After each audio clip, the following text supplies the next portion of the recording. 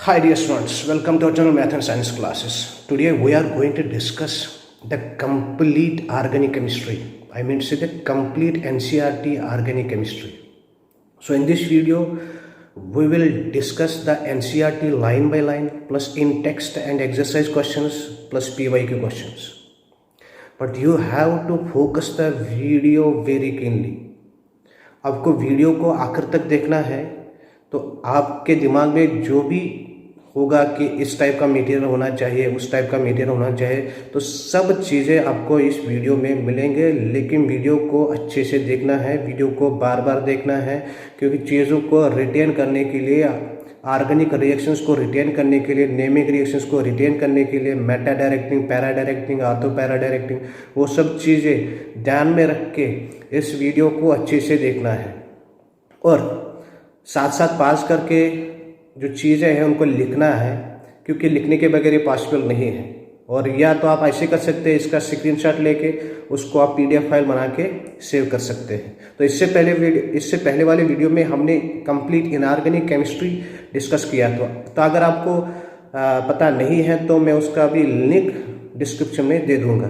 तो फिलहाल हम यहाँ पे ऑर्गेनिक केमिस्ट्री के बारे में बात करते हैं। So let's start. हाइड्रोकार्बन्स,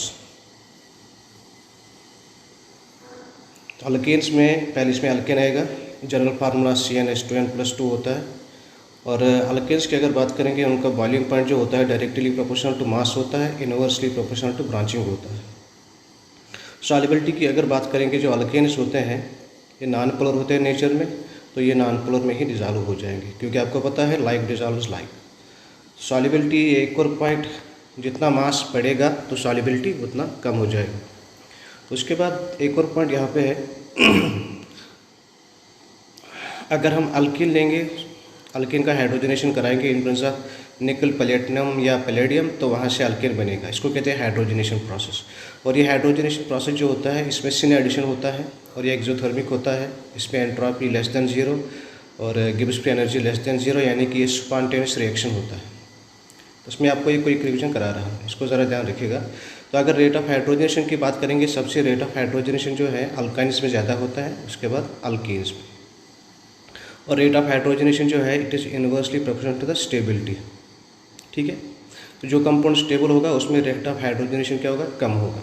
ठीक है, और रेट ऑफ हाइड्रोजनेशन जो है ये inversely proportional to steric hindrance. तो जहाँ पे स्टेरिक हिंड्रेंस ज़्यादा होगा वहाँ पे रेट ऑफ हाइड्रोजनेशन कम होगा। ठीक है,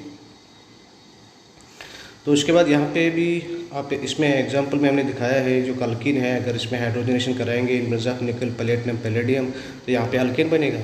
उसके बाद इम्पॉर्टेंट रिएक्शन जो इसमें है वो है वुर्ट्ज़-फिटिग रिएक्शन, जिसको हम कपलिंग रिएक्शन भी कहा जाता है। और it follows free radical mechanism, और इससे हम सिमेट्रिकल अल्केन बना सकते हैं, लेकिन मीथेन इससे हम नहीं बना सकते हैं। अनसिमेट्रिकल अल्केन भी इससे हम बना सकते हैं, लेकिन उसका जो यील्ड होगा बहुत कम होगा। ठीक है, अगर अल्काइल हैलाइड टर्शरी होगा तो वहाँ पे वुर्ट्ज़ रिएक्शन नहीं होता है। ठीक है, और वहाँ पे क्या हो जाएगा, डिस्प्रपोर्शनेशन रिएक्शन। इसको ध्यान में रखना है।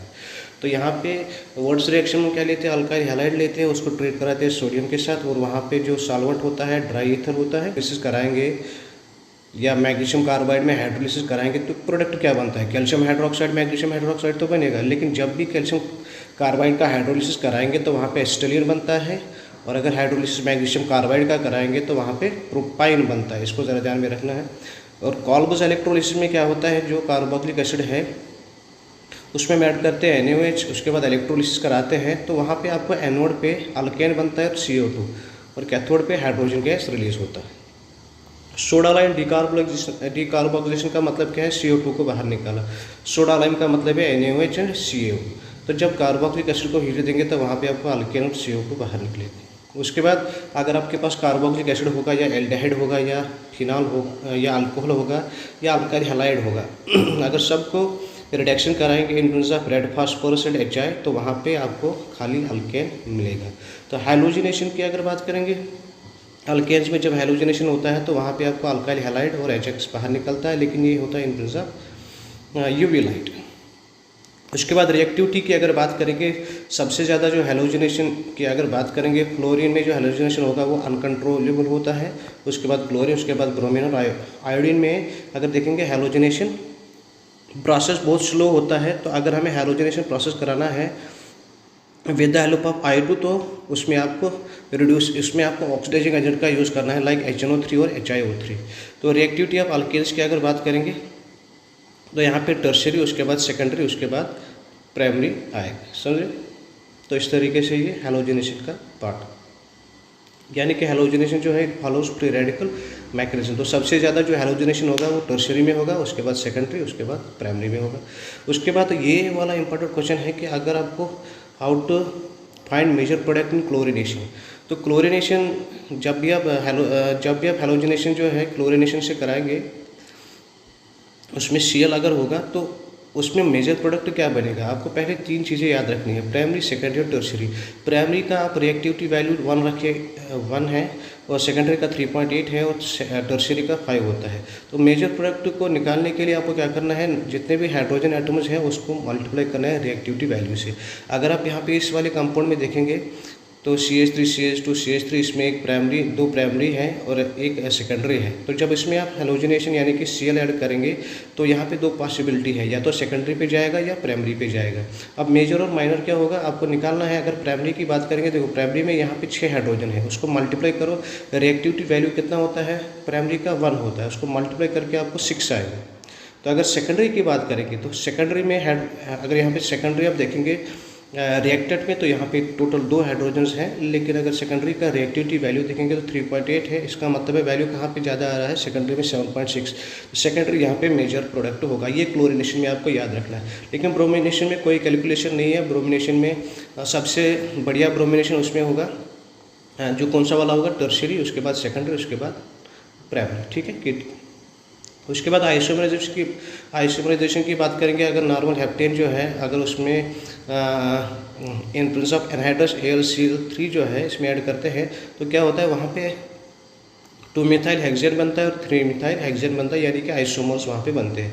उसके बाद एरोमेटाइजेशन आपने सुना होगा, एरोमेटाइजेशन या जिसका दूसरा में रिफॉर्मिंग या डिहाइड्रोजनेशन। तो एरोमेटाइजेशन में क्या बनेगा, एरोमेटिक रिंग बनेगा, यानी कि नॉर्मल हेक्सेन को इन presence of Cr2O3 V2O5 MO2O3 Al2O3 ये कोई भी आप लेंगे रेजेंट तो वहाँ पे आपको बेंजीन मिलेगा। लेकिन टेम्परेचर का खास ख्याल रखना है, 773 केल्विन होता है और प्रेशर होता है 10 to 20 80, ठीक है। उसके बाद अगर आप मीथेन में हाइड्रोलिसिस कराएंगे in presence of nickel at 1273 kelvin पे, तो वहाँ पे CO+H2 यानी कि वाटर गैस हासिल होता है। उसके बाद पायरोलिसिस या क्रैकिंग क्रैकिंग में क्या होता है, जो नॉर्मल हेक्सेन होता है उसको हम हीट देखते हैं एट 773 केल्विन पे, तो उसके बाद क्या बनता है वहाँ पे C6H12 प्लस H2 बनता है। उसके बाद या तो C4H6 बनेगा प्लस C2H6 या C3H4 plus C2H4 plus C, यानी कि रैंडम प्रोडक्ट्स यहाँ पे हासिल होते हैं। उसके बाद अगर मीथेन में आप ऑक्सीडेशन कराएंगे in presence of copper at temperature याद रखना है, तो आपको CH3OH मिलेगा। अगर मीथेन का ऑक्सीडेशन कराएंगे इन प्रेजेंस ऑफ MO2O3 तो यहाँ पे आपको एल्डिहाइड मिलेगा। अगर ईथेन का ऑक्सीडेशन कराएंगे इन प्रेजेंस ऑफ CH3CO2SMN तो आपको CH3COH मिलेगा, यानी कि कार्बोक्सिलिक एसिड। अगर मीथेन का ऑक्सीडेशन लिमिटेड कराएंगे तो वहाँ पे आपको कार्बन या कार्बन मोनोऑक्साइड मिलेगा, या तो उसके साथ वाटर, ठीक है। इसको ध्यान में रखना है कि किस वाले रेजेंट को कहाँ पे लेना है तो क्या प्रोडक्ट मिल सकता है। उसके बाद अल्केन्स की बात करेंगे। अल्केन्स में जनरल फार्मूला CnH2n होता है। तो ये सबसे इम्पॉर्टेंट यहाँ पे रिएक्शन है कि अल्काइन जो है अगर इसको हम लिंड-लार्ज कैटलिस्ट के साथ इसमें ऐड करेंगे तो जिसको कहते हैं पैलेडियम कार्बन या पैलेडियम कैल्शियम कार्बोनेट, या इसमें आप रोजनमंड कैटलिस्ट का यूज़ करेंगे यानी कि PdBSO4। तो दोनों में जो अल्काइन्स में ये लिंडलार कैटलिस्ट का यूज़ करेंगे या रोजनमंड कैटलिस्ट का यूज़ करेंगे तो वहाँ पे आपको सिस फॉर्म बनता है। लेकिन अल्काइन में अगर हम ब्रिज रिडक्शन कराएंगे in presence of sodium liquid ammonia तो वहाँ पे सिस फॉर्म नहीं बल्कि ट्रांसफॉर्म ऑफ अल्कीन बनता है। तो दोनों में अल्कीन बनेगा। लेकिन रोजनमंड और लिंडास का टेस्ट की वजह से सिस फॉर्म बनेगा, लेकिन ब्रिज रिडक्शन से ट्रांस फॉर्म बनेगा अल्कीन का। ठीक, उसके बाद डिहाइड्रो हैलोजिनेशन, ये भी बहुत इंपॉर्टेंट है। इसमें हाइड्रोजन और हैलोजन जाएगा। तो इसमें जो हम बेस का यूज़ करते हैं वो अल्कोहलिक KOH, वो वीक बेस होता है। सोडा एमाइड भी यूज़ करते हैं, NaNH2 वो स्ट्रांग बेस होता है। या इसमें आप RONA यानी कि या CH3 होल थ्राइस ONA, जिसको हम सोडियम टर्शियरी ब्यूटॉक्साइड भी कहते हैं, इसका भी हम यूज़ कर सकते हैं। अब यहाँ पे ज़रा ध्यान रखिएगा कि अगर आपके पास एक कंपाउंड है, अगर इसमें हम अल्कोहलिक KOH ऐड करेंगे तो वहाँ पे क्या मिलेगा, वहाँ पे हाइड्रोजन और क्लोरीन जाएगा तो एक प्रोडक्ट यहाँ पे बनेगा। या अगर इसमें दूसरा इस तरीके से बन सकता है, यहाँ पे भी अल्कोहलिक KOH हमने ऐड किया तो यहाँ पे डबल बॉन्ड बीच में आ रहा है, यहाँ पे टर्मिनल पोजीशन पे आ रहा है। अब आपको देखना है कि इसमें स्टेबल कौन सा होगा और लेस स्टेबल कौन सा होगा। तो यहाँ पे आपको देखना है कि जहाँ पे देखो, यहाँ पे अल्कीन जो है अल्फा बीटा 1 प्रोडक्ट में अल्कीन के साथ कितने हाइड्रोजन जुड़े हुए हैं, मतलब डबल बॉन्डेड कार्बन के साथ 6 हाइड्रोजन जुड़े हुए हैं। तो जहाँ पे अल्फा हाइड्रोजन ज़्यादा होंगे ना, वो मेजर प्रोडक्ट बनेगा। और मेजर प्रोडक्ट का बनने का मतलब इसको हम सेड्सअप प्रोडक्ट भी कहते हैं, क्योंकि इसके बारे में हमने इन्फॉर्मेशन दी सेड्सअप ने। उसके बाद जहाँ पे देखो डबल बॉन्डेड कार्बन के साथ अगर आप देखेंगे, यहाँ पे अल्फा बीटा प्रोडक्ट की बात कर रहे हैं, यहाँ पे 2 ही हाइड्रोजन जुड़े हुए हैं। इसका मतलब ये लेस स्टेबल होगा। अगर लेस स्टेबल होगा तो माइनर प्रोडक्ट है, और माइनर प्रोडक्ट जो यहाँ पे बनेगा वो बनेगा हॉफमैन प्रोडक्ट। लेकिन यहाँ पे इसका उल्टा होता है। अगर आपने कैटलिस्ट को यूज़ किया सोडियम टर्शियरी ब्यूटॉक्साइड तो इसका रिवर्स होगा, मतलब प्रोडक्ट जो माइनर होगा वो माइनर ही होगा और जो मेजर है वो मेजर ही रहेगा। लेकिन मेजर को हम यहाँ पे हॉफमैन याद रखना है और जो माइनर यहाँ पे है वो सेड्सअप याद रखना है। ये क्यों होता है, क्योंकि जो सोडियम टर्शियरी ब्यूटॉक्साइड जो है ये अल्किल ग्रुप होता है, जिसकी वजह से स्टेरिक हिंड्रेंस होता है। इसको ज़रा ध्यान में रखना है।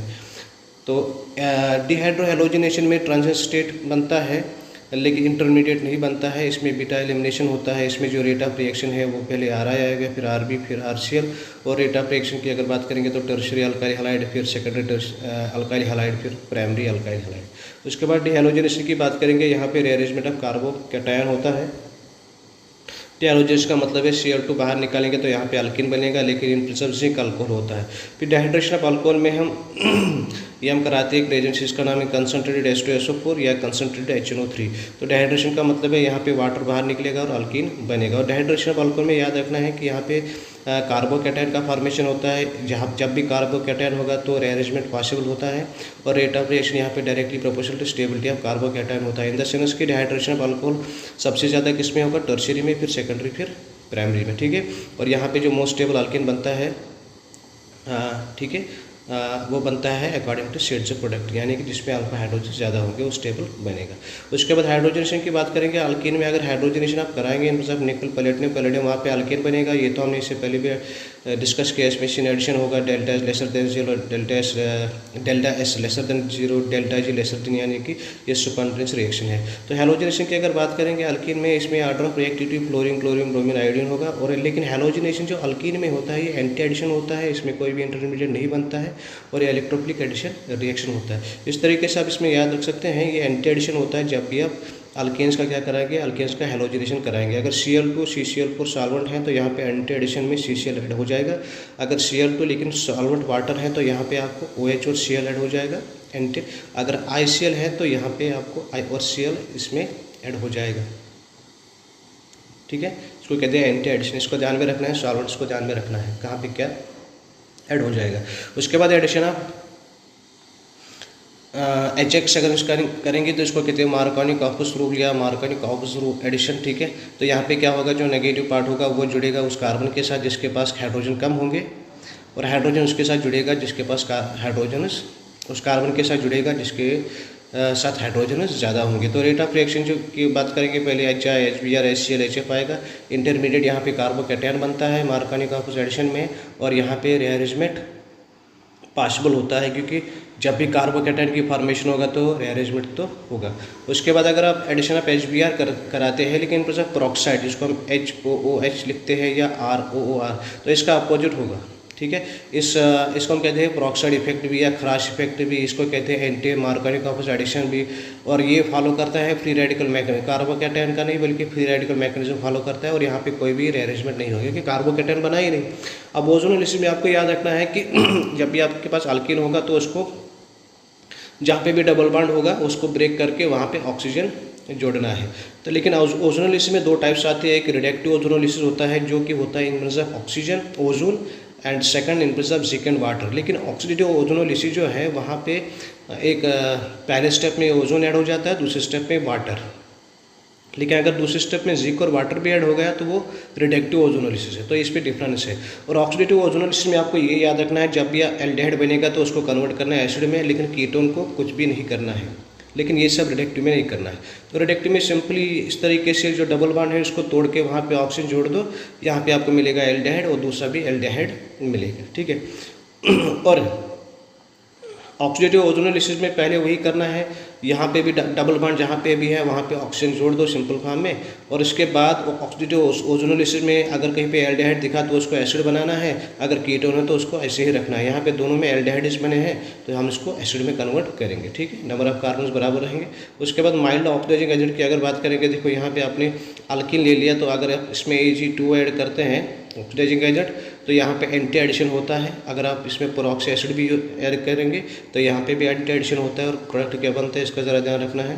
OSO4 में सिन एडिशन होता है, लेकिन बेयरस रेजेंट में भी सिन एडिशन होता है। तो माइल्ड ऑक्सीडाइजिंग एजेंट यानी कि आपको बेयरस रेजेंट या OSO4 आप ले रहे हैं तो सिन एडिशन होता है, लेकिन पेरोक्सी एसिड और सिल्वर ऑक्साइड अगर ले रहे हैं तो एंटी एडिशन हो रहा है। उसके बाद अल्काइन्स की बात करेंगे। अल्काइन्स में डिहाइड्रोहैलोजिनेशन की अगर बात करेंगे, यहाँ पे जो हैलोजन्स के साथ मतलब हाइड्रोकार्बन के साथ दो क्लोरीन जुड़े हुए हैं तो इसमें अल्कोहलिक क्यूएच डालो। उसके बाद ये HOCl को बाहर निकालेगा, लेकिन उसके बाद यहाँ पे एक और Cl बचा तो इसको कैसे निकालेंगे। अगर और अल्कोहलिक क्यूएच डालेंगे तो कोई रिएक्शन नहीं होगा, क्योंकि जो अल्कोहलिक क्यूएच होता है वीक बेस होता है। उसके बाद इसमें हम स्ट्रॉन्ग बेस का यूज़ करेंगे NaNH2 तो H और Cl बाहर निकलेगा, तो यानी कि यहाँ पे अल्काइन बनेगा। और एसिडिक नेचर की अगर बात करेंगे, जो टर्मिनल अल्काइन्स होते हैं वो ज़्यादा एसिडिक होते हैं। फिलहाल यहाँ पे देखेंगे एसिडिक नेचर में अल्काइन्स ज़्यादा एसिडिक होते हैं, उसके बाद अल्कीन आएगा, उसके बाद अल्केन आएगा, ठीक है।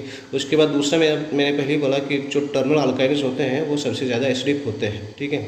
और उसके बाद ये वाला क्यों आ रहा है, क्योंकि यहाँ पे आई इफेक्ट होगा, इंडक्टिव इफेक्ट होगा, और वहाँ पे भी इंडक्ट, क्योंकि यहाँ पे एक अल्काइल ग्रुप है और लास्ट वाले में दो अल्काइल ग्रुप्स हैं, ठीक है। तो इंडक्टिव इफेक्ट की वजह से ये लेस एसिडिक होगा, क्योंकि ये इलेक्ट्रॉन डेंसिटी को बढ़ा रहा है ना।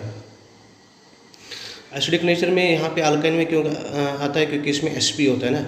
अगर आप देखेंगे कि Sp में S परसेंटेज है S करेक्टर, ठीक है। तो परसेंटेज ऑफ S करेक्टर जिसमें ज़्यादा होगा वो एसिडिक ज़्यादा होगा। हाइड्रोजनेशन की अगर बात करेंगे तो यहाँ पे अगर आप पैलेडियम का यूज़ कर रहे हैं मतलब अगर आप इसमें यहाँ पे अल्काइन्स का हाइड्रोजनेशन करा रहे हैं इन प्रेजेंस ऑफ पैलेडियम तो आपको अल्केन मिलेगा। लेकिन अगर ब्रिस्ट रिडक्शन करेंगे तो ट्रांसफॉर्म एल्केन बनेगा। अगर लिंडार्ड कैटेलिस्ट का यूज़ करेंगे या रोजनमंडस कैटेलिस्ट का यूज़ करेंगे तो वहाँ पे अल्कीन बनेगा, लेकिन सिस्फॉर्म में, तो हमने इससे पहले भी बोला। उसके बाद टेस्ट फॉर एनसैचुरेशन, यानी कि आपको जो अल्काइन है उसमें अगर आप ब्रोमीन ऐड करेंगे तो वहाँ पे अल्काइन से वो अल्केन बनेगा, ठीक है। This is test for the unsaturation by using bromine water. अगर इसमें एडिशन ऑफ HX करेंगे तो यहाँ पे जेमिनल डाइहैलाइड बनेगा। जेमिनल का मतलब है जब एक ही कार्बन के ऊपर दो क्लोरीन जुड़ रहे हैं, एक ऊपर से दूसरा नीचे। और वेस्टल हो गया अगर मतलब एक कार्बन नंबर 1 पे क्लोरीन जुड़ेगा, कार्बन नंबर 2 पे दूसरा क्लोरीन जो वो हो गया वेस्टल डाइहैलाइड। उसके बाद खुशराव रिएक्शन में क्या होता है, आप इसको यहाँ पे रेजल्ट का यूज़ याद रख सकते हैं। तो उसके बाद जो अल्काइन है उसमें हम डाइल्यूटेड HgSO4 ऐड करते हैं, वहाँ पे इनॉल बनता है, फिर इसका टॉटोमेरिज्म होगा। उसके बाद यानी कि खुशराव रिएक्शन में अल्काइन से कीटोन बनता है। उसके बाद टॉलरेंस रिएजेंट जो है इसको कहते हैं सिल्वर मिरर टेस्ट भी।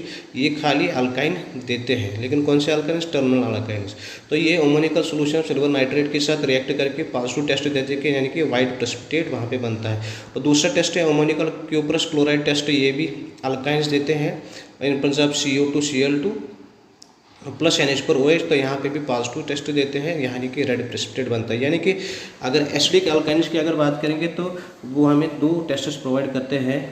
ऐसे एक हो गया सिल्वर मिरर टेस्ट जहाँ पे वाइट प्रेसिपिटेट बनता है, दूसरा हो गया क्यूप्रस क्लोराइड टेस्ट, वहाँ पे भी रेड प्रेसिपिटेट बनता है, पहले में वाइट दूसरे में रेड। उसके बाद अगर आगे चलेंगे एरोमेटिक हाइड्रोकार्बन्स में अगर आप रिडक्शन कराएंगे फिनॉल का तो वहाँ पे बेंजीन बनेगा।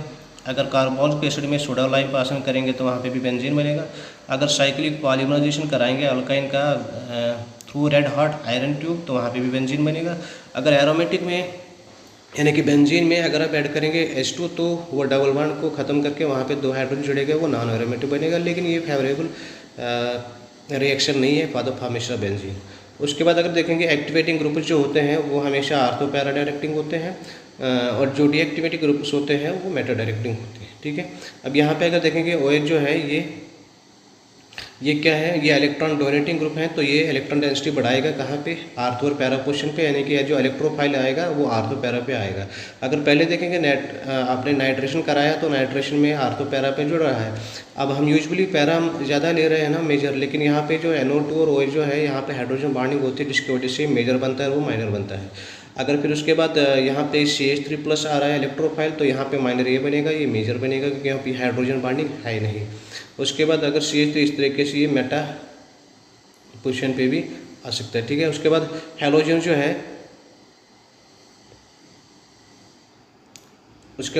जो है ये शो करते हैं strong minus I effect in the sense कि हैलोजन जो है यहाँ पे NO2 + CH3 नहीं बल्कि Cl है।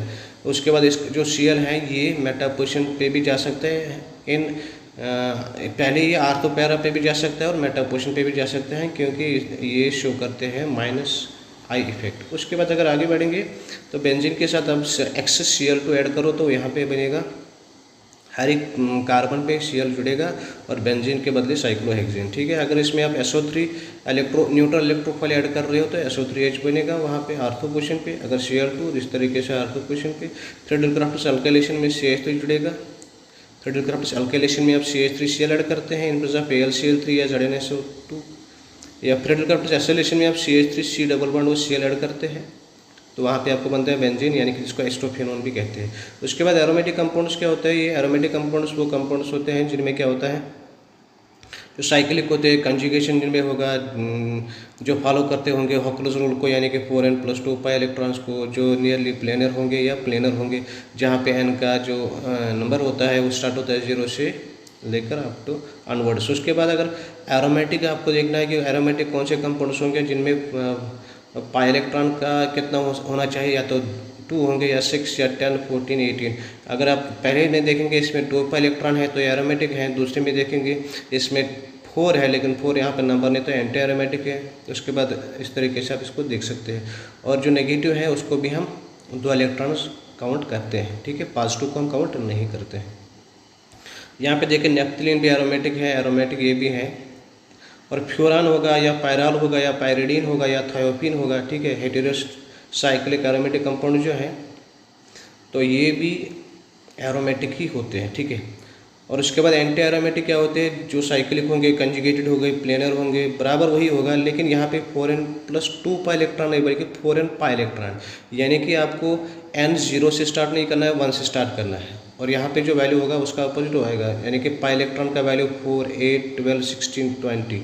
एरोमेटिक में स्टार्ट हुआ था 2 से, 2 के बाद 6, इस तरीके से आप देखें 2 के बाद 6 आया था, फिर 10 14, मतलब 4 डिफरेंस। यहाँ पे 2 से स्टार्ट नहीं हो रहा है, 4 से स्टार्ट हो रहा है। और नॉन एरोमेटिक क्या होता है, जो ना एरोमेटिक होंगे ना एंटी एरोमेटिक होंगे। अगर स्टेबिलिटी की बात करेंगे तो एरोमेटिक सबसे ज़्यादा स्टेबल होता है, उसके बाद नॉन एरोमेटिक, उसके बाद एंटी एरोमेटिक। उसके बाद दूसरा चैप्टर की ओर जाएंगे, अल्कोहल्स, फिनॉल्स एंड ईथर्स। ठीक है, विनाइलिक अल्कोहल के अगर आप ध्यान में रखो यहाँ पे डबल बॉन्डेड कार्बन के साथ OH जुड़ा हुआ है। उसके बाद जो एलाइलिक अल्कोहल है यहाँ पे डबल बॉन्डेड कार्बन के साथ एक और CH2 ग्रुप है, उसके बाद OH। और इथाइलिन ग्लाइकॉल आप देखो 2 कार्बन के साथ 2 OH, ग्लाइसरॉल में 3 OH होते हैं। ठीक है, उसके बाद अल्कोहल की अगर बात करेंगे यहाँ पे जो बॉन्ड एंगल होता है वो 108.9 डिग्री होता है। 109 क्यों नहीं होता है, क्योंकि यहाँ पे लोन पेयर रिपल्शन होता है जो कि प्रेजेंट होता है ऑक्सीजन पे। और फिनॉल की अगर बात करेंगे तो यहाँ पे जो ऑक्सीजन होता है ये sp3 हाइब्रिडाइज्ड होता है, और यहाँ पे जो बॉन्ड एंगल होता है 109 डिग्री होता है। ईथर की अगर बात करेंगे तो यहाँ पे जो ऑक्सीजन होता है ये sp3 हाइब्रिडाइज्ड होता है यहाँ पे, लेकिन बॉन्ड एंगल जो होता है वो 111.7 डिग्री होता है, क्योंकि यहाँ पे repulsion between the alkyl groups होता है। अगर बॉन्ड लेंथ की बात करेंगे तो bond length of alcohol and ether जो है सेम होता है अबाउट 142 पिकोमीटर, लेकिन फिनॉल में बॉन्ड लेंथ यानी कि CO बॉन्ड लेंथ कम होता है क्योंकि फिनॉल में पार्शियल डबल बॉन्ड कैरेक्टर आता है, जिसकी वजह से इसका बॉन्ड एंगल रिड्यूस हो जाता है फ्रॉम 142 टू 136 पिकोमीटर। उसके बाद अगर देखेंगे वाटर ज़्यादा एसिडिक होता है कि अल्कोहल, तो वाटर ज़्यादा एसिडिक होता है क्योंकि अगर आप अल्कोक्साइड लेंगे फिर उसको वाटर के साथ ऐड कराएंगे तो अल्कोक्साइड क्या करता है, वो चाहता है कि हाइड्रोजन ले, और जो वाटर है ये इजीली हाइड्रोजन देता है। तो इसके बाद ये बेस बनेगा कंजुगेट एसिड और एसिड बनेगा conjugate base according to Lowry Bronsted concept. तो देखा गया उसके बाद कार्बोक्सिलिक एसिड सबसे ज़्यादा एसिडिक होते हैं, उसके बाद फिनॉल्स होते हैं, उसके बाद वाटर होगा, उसके बाद अल्कोहल होगा। उसके बाद रिएक्शन याद रखिए हाइड्रोबोरेशन ऑक्सीडेशन। तो हाइड्रोबोरेशन ऑक्सीडेशन में क्या होता है, एंटी मार्कोनी का रूल ऐड होता है, यहाँ पे सिन एडिशन होता है, कोई भी कार्बोकैटायन नहीं बनता है। जब कार्बोकैटायन नहीं बनेगा तो रीअरेंजमेंट नहीं होगा। यहाँ पे आपको दो रिएजेंट्स का यूज़ याद रखना है, एक B2H6 होता है, दूसरा H2O2 होता है। B2H6 जो है हाइड्रोजन देता है और H2O2 OH प्रोवाइड करता है। तो यहाँ पे भी जब भी आप प्रोपीन के साथ आप B2H6 ऐड करेंगे, फिर दूसरे स्टेप में H2O2 ऐड करेंगे, तो वहाँ पे आपको अल्कोहल बनते हैं, जितने भी यहाँ पे पहले में कार्बन थे बराबर बनेंगे और BOOH होल थ्राइस बनता है। ऑक्सीमार्क्यूरेशन डिमार्क्यूरेशन में क्या होता है, रेजेंट यहाँ पे HgOA AC होल 2 ऐसे H2O यानी कि, और या दूसरा रेजेंट NaBH4 का यूज़ करते हैं। और यहाँ पे जो एडिशन होता है वो मार्कोनी का रोल की वजह से होता है, और यहाँ पे एडिशन ऑफ वाटर होता है, और यहाँ पे जो एडिशन होता है ये एंटी एडिशन होता है, लेकिन ठीक है। दूसरा यहाँ पे कार्बोकैटायन नहीं बनता है और रीअरेंजमेंट भी नहीं होता है। पहले में एडिशन किससे होता था, एंटी मार्कोनी का रूल में, लेकिन यहाँ पे मार्कोनी का रूल से एडिशन होता है। तो वहाँ पे सिन एडिशन होता था, यहाँ पे एंटी एडिशन होता है, यानी कि हाइड्रोबोरेशन ऑक्सीडेशन और जो ऑक्सीमार्क्यूरेशन डिमार्क्यूरेशन जो है ये अपोजिट में होते हैं, और यहाँ पे वाटर ऐड हो जाता है और जो यानी कि H और OH हो जाता है। जो H2O यहाँ पे है वो OH प्रोवाइड करता है, वहाँ पे H2O2 OH प्रोवाइड कर रहा था, और वहाँ पे B2H6 H प्रोवाइड करता था, लेकिन यहाँ पे NaBH4 हाइड्रोजन प्रोवाइड करता है। ठीक है, इस तरीके से इसमें एडिशन हो जाएगा, एंटी एडिशन। और ग्रिग्नार्डस रेजेंट से अगर आप लिखेंगे एल्डिहाइड लेंगे RMgX, तो प्राइमरी अल्कोहल बनेगा, कीटोन से सेकेंडरी अल्कोहल बनेगा यानी कि एस्टल्डिहाइड से। उसके बाद अगर आप लेंगे प्रोपेनटोन से टर्शरी अल्कोहल बनेगा। ठीक है, अगर एसिडिक कैरेक्टर की बात करेंगे तो पहले फॉर्मल्डिहाइड फिर एस्टल्डिहाइड फिर आएगा कीटोन। क्योंकि कीटोन क्यों होता है, क्योंकि इसमें दो अल्काली ग्रुप्स हैं, जो इलेक्ट्रॉन डेंसिटी को बढ़ाएगा तो एसिडिटी को क्या कराएगा, कम कराएगा। तो एल्डिहाइड जो है ये always more acidic than ketones. ठीक है, क्योंकि कीटोन में जो अल्काली ग्रुप्स होता है that cause steric hindrance and provides and are electron donating groups and they increase electron density. ठीक है, जिसकी वजह से एसिडिक करेक्टर्स में कम होगा। तो यहाँ पे अगर देखेंगे NO2 जो है, यहाँ पे NO2 जुड़ा हुआ है, तो NO2 जो है इसका स्ट्रांग माइनस आर इफेक्ट होता है, तो ये पहले आएगा, उसके बाद CN आएगा, उसके बाद जो CH3 है इलेक्ट्रॉन डोनेटिंग ग्रुप है, इस तरीके से इसका सबसे कम एसिडिक करेक्टर होगा। तो रिडक्शन की अगर बात करेंगे, रिडक्शन में आपको लिथियम एल्युमिनियम हाइड्राइड याद रखना है और सोडियम बोरोहाइड्रेट। तो लिथियम एल्युमिनियम हाइड्रेट अगर आप किसी में भी डालेंगे तो वहाँ पे आपको एल्डिहाइड मिलेगा, लेकिन सोडियम बोरोहाइड्रेट खाली रिडक्शन कराता है किसका, एल्डिहाइड का और कीटोन्स का, ना कार्बोक्सिलिक एसिड एस्टर एनहाइड्राइड का रिडक्शन नहीं कराता है। ठीक है, उसके बाद सोडियम, जैसे कि हमने यहाँ पे कंपाउंड ले लिया, सोडियम बोरोहाइड्रेट जो है ये एल्डिहाइड और कीटोन्स का कराता है। देखो यहाँ पे पहले में एल्डिहाइड है, इसका कराया रिडक्शन, और उसके बाद देखो कीटोन जो है इसका भी रिडक्शन कराया, उसके बाद जो है कार्बोक्सिलिक एसिड इसका नहीं कराएगा, लेकिन लिथियम एल्युमिनियम हाइड्राइड वहाँ पे भी रिडक्शन कराएगा, इसका ज़रा ध्यान में रखना है। उसके बाद अगर आप कोई भी एल्डिहाइड है, कीटोन है, एस्टर है, कार्बोक्सिलिक एसिड है या एसिड क्लोराइड है, जब इसमें हाइड्रोजनेशन कराएंगे तो रिस्पेक्टिव प्रोडक्ट्स बनेगा। लेकिन आपको यहाँ पे ध्यान में रखना है, एल्डिहाइड, कीटोन और एस्टर में आप निकल कैटलिस्ट का यूज़ कर रहे हैं, लेकिन कार्बोक्सिलिक एसिड में पैलेडियम कैटलिस्ट यूज़ होता है और एसिड क्लोराइड में प्लेटिनम कैटलिस्ट यूज़ होता है। ठीक है, एक बार पानी पी लेते हैं। उसके बाद बॉइलिंग पॉइंट की अगर बात करेंगे, अल्कोहल्स एंड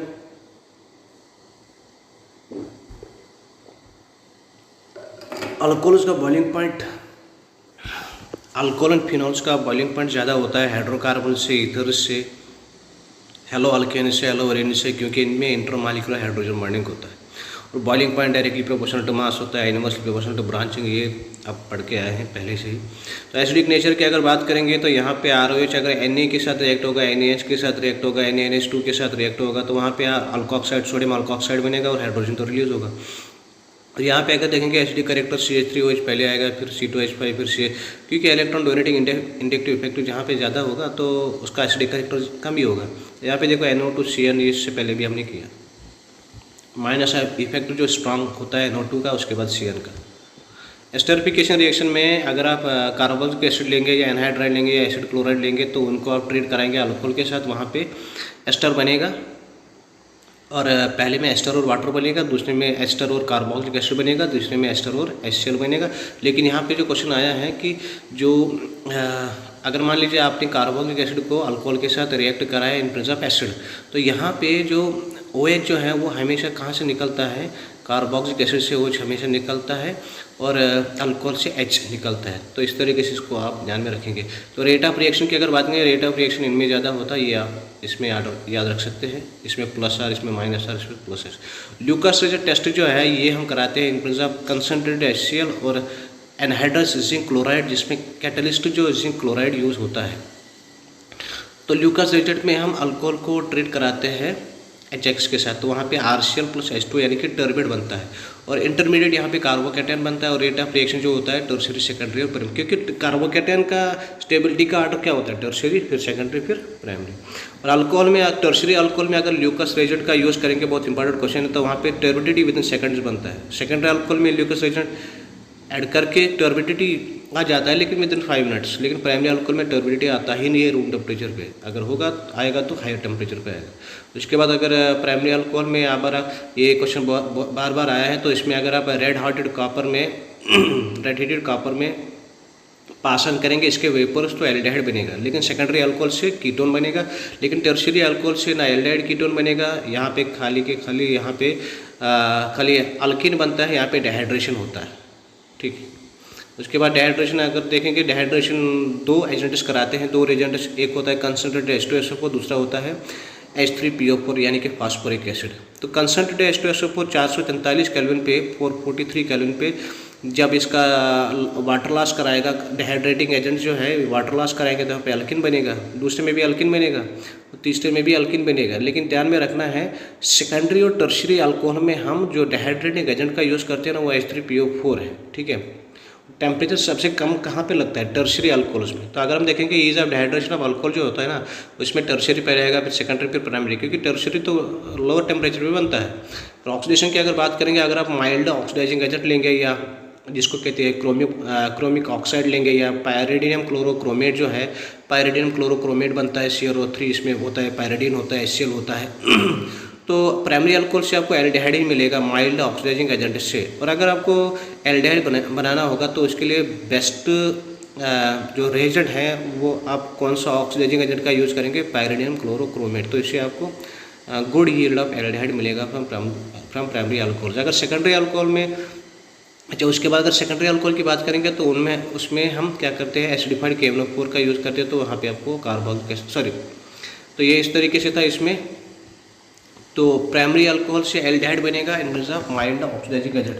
अब अगर आपको डायरेक्टली अल्कोहल से कार्बोक्सिलिक एसिड बनाना होगा तो आपको उसमें ऑक्सीडाइजिंग एजेंट का यूज़ करना है, strong oxidising agent like KMnO4। ठीक है, इस तरीके से बनेगा। अगर CrO3 का यूज़ करेंगे तो वहाँ पे सेकेंडरी अल्कोहल से क्या बन रहा है, कीटोन। अगर डायरेक्टली बनाना है तो स्ट्रॉन्ग ऑक्सीडाइजिंग एजेंट का यूज़ करेंगे। उसके बाद फिनॉल की अगर बात करें, फिनॉल देखो यहाँ पे फिनॉल जो है हेलोअरीन, इसमें NaOH ऐड करेंगे तो यहाँ पे ONA बनेगा, फिर HCl, फिर OH बनाएगा, ओलियम के साथ OH बनाएगा। एनिलीन अगर हम लेंगे इसमें हम डालेंगे NaNO2 + HCl, ये 2Cl देगा, ये तो आपने पढ़ा होगा। तो क्यूमीन का ज़रा याद रखेंगे, क्यूमीन में आपको याद रखना है, क्यूमीन बेंजीन के साथ CH, फिर मतलब यानी कि सेकेंडरी वाला C के साथ CH3 होता है। इसके बाद जब ऑक्सीजन ऐड करते हैं ना तो इसमें कार्बन और हाइड्रोजन के दरमियान O बॉन्ड आ जाता है। तो उसका फिर उसके बाद जब इसमें हम एसिड ऐड करते हैं इन ऑफ वाटर, तो यहाँ पे क्या होता है, जो CH3 बाहर निकलता है और OH उसके ऊपर चिपक जाता है। ठीक है।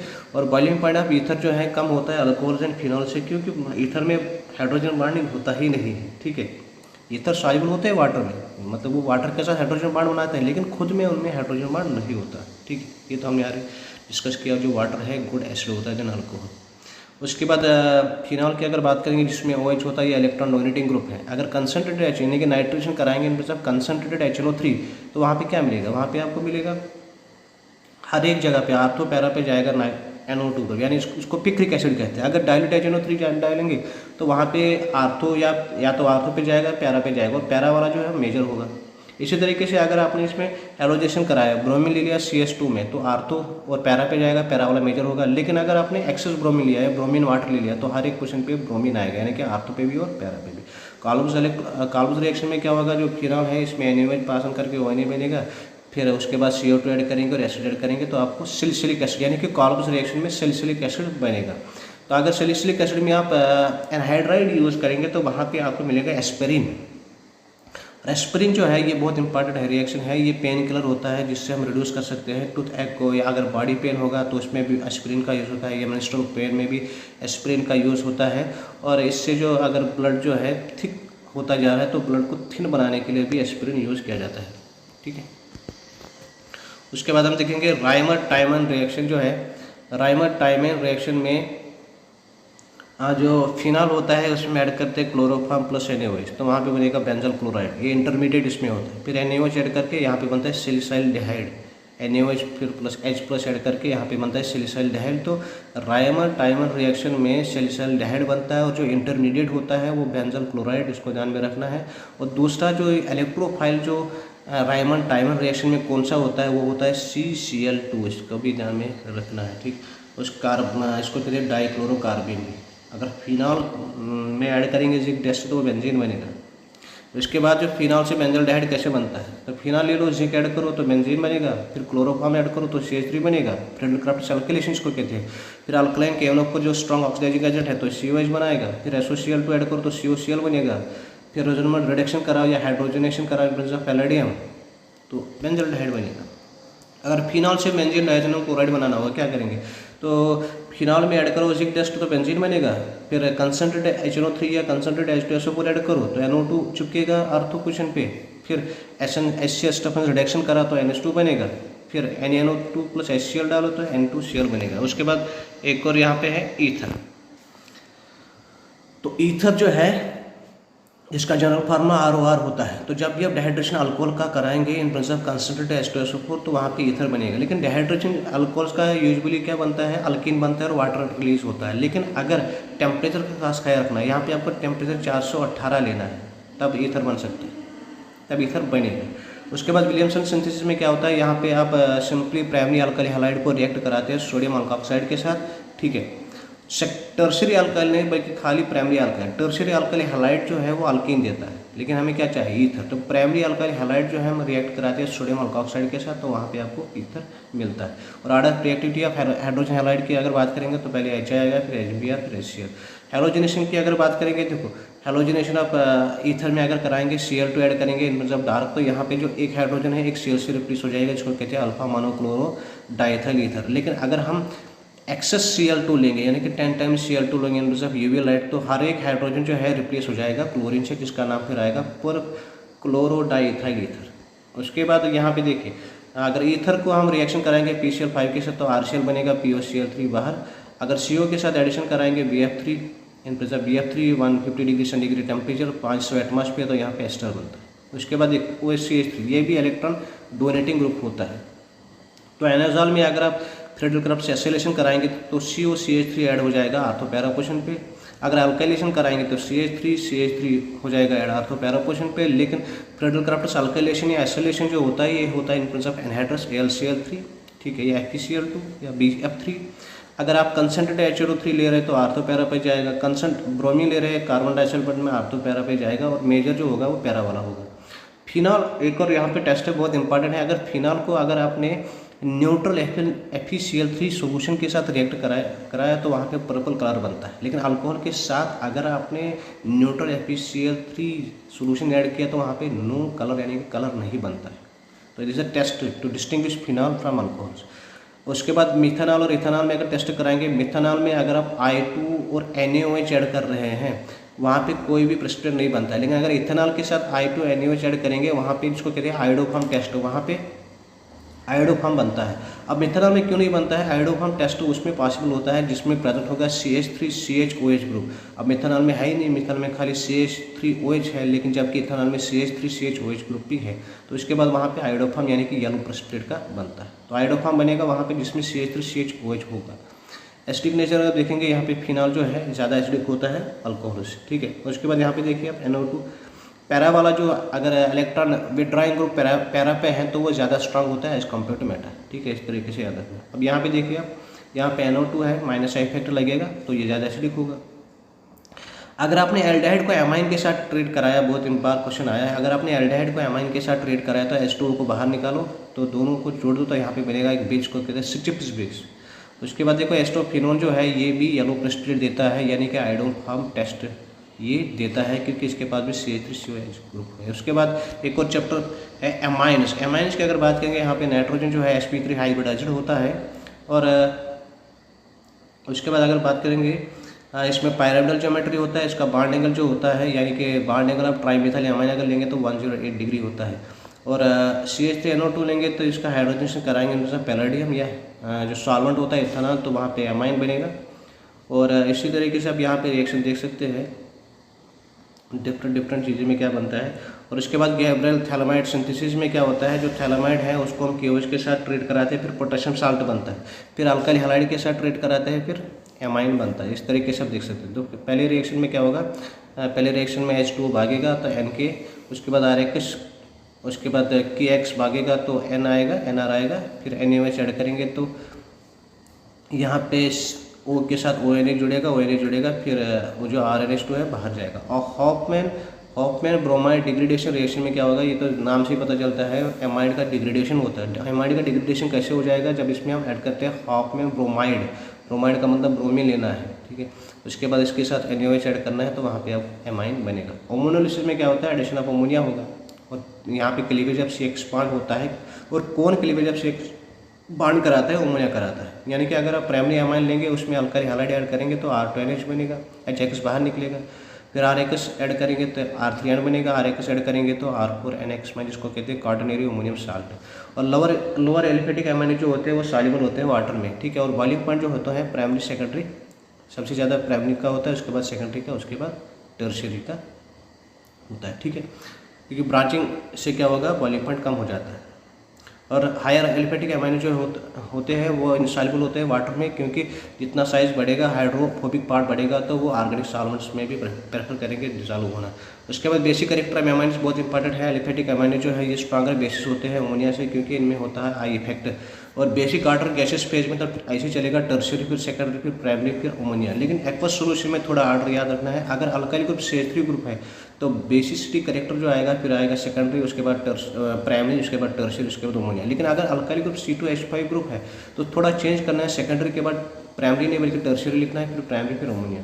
और जो इथाइल एमाइन होता है मोर बेसिक होगा देन एनिलीन, ठीक है, क्योंकि एनिलीन जो है स्टेबलाइज हो जाता है रेजोनेंस की वजह से, लेकिन ये नहीं होता है। तो इथाइल एमाइन जो है बेसिक होगा, एनिलीन एसिडिक होगा। एराइल एमाइन जो होता है ये लेस बेसिक होंगे क्योंकि वो मोर एसिडिक होते हैं देन अल्काइल एमाइन्स, ठीक है।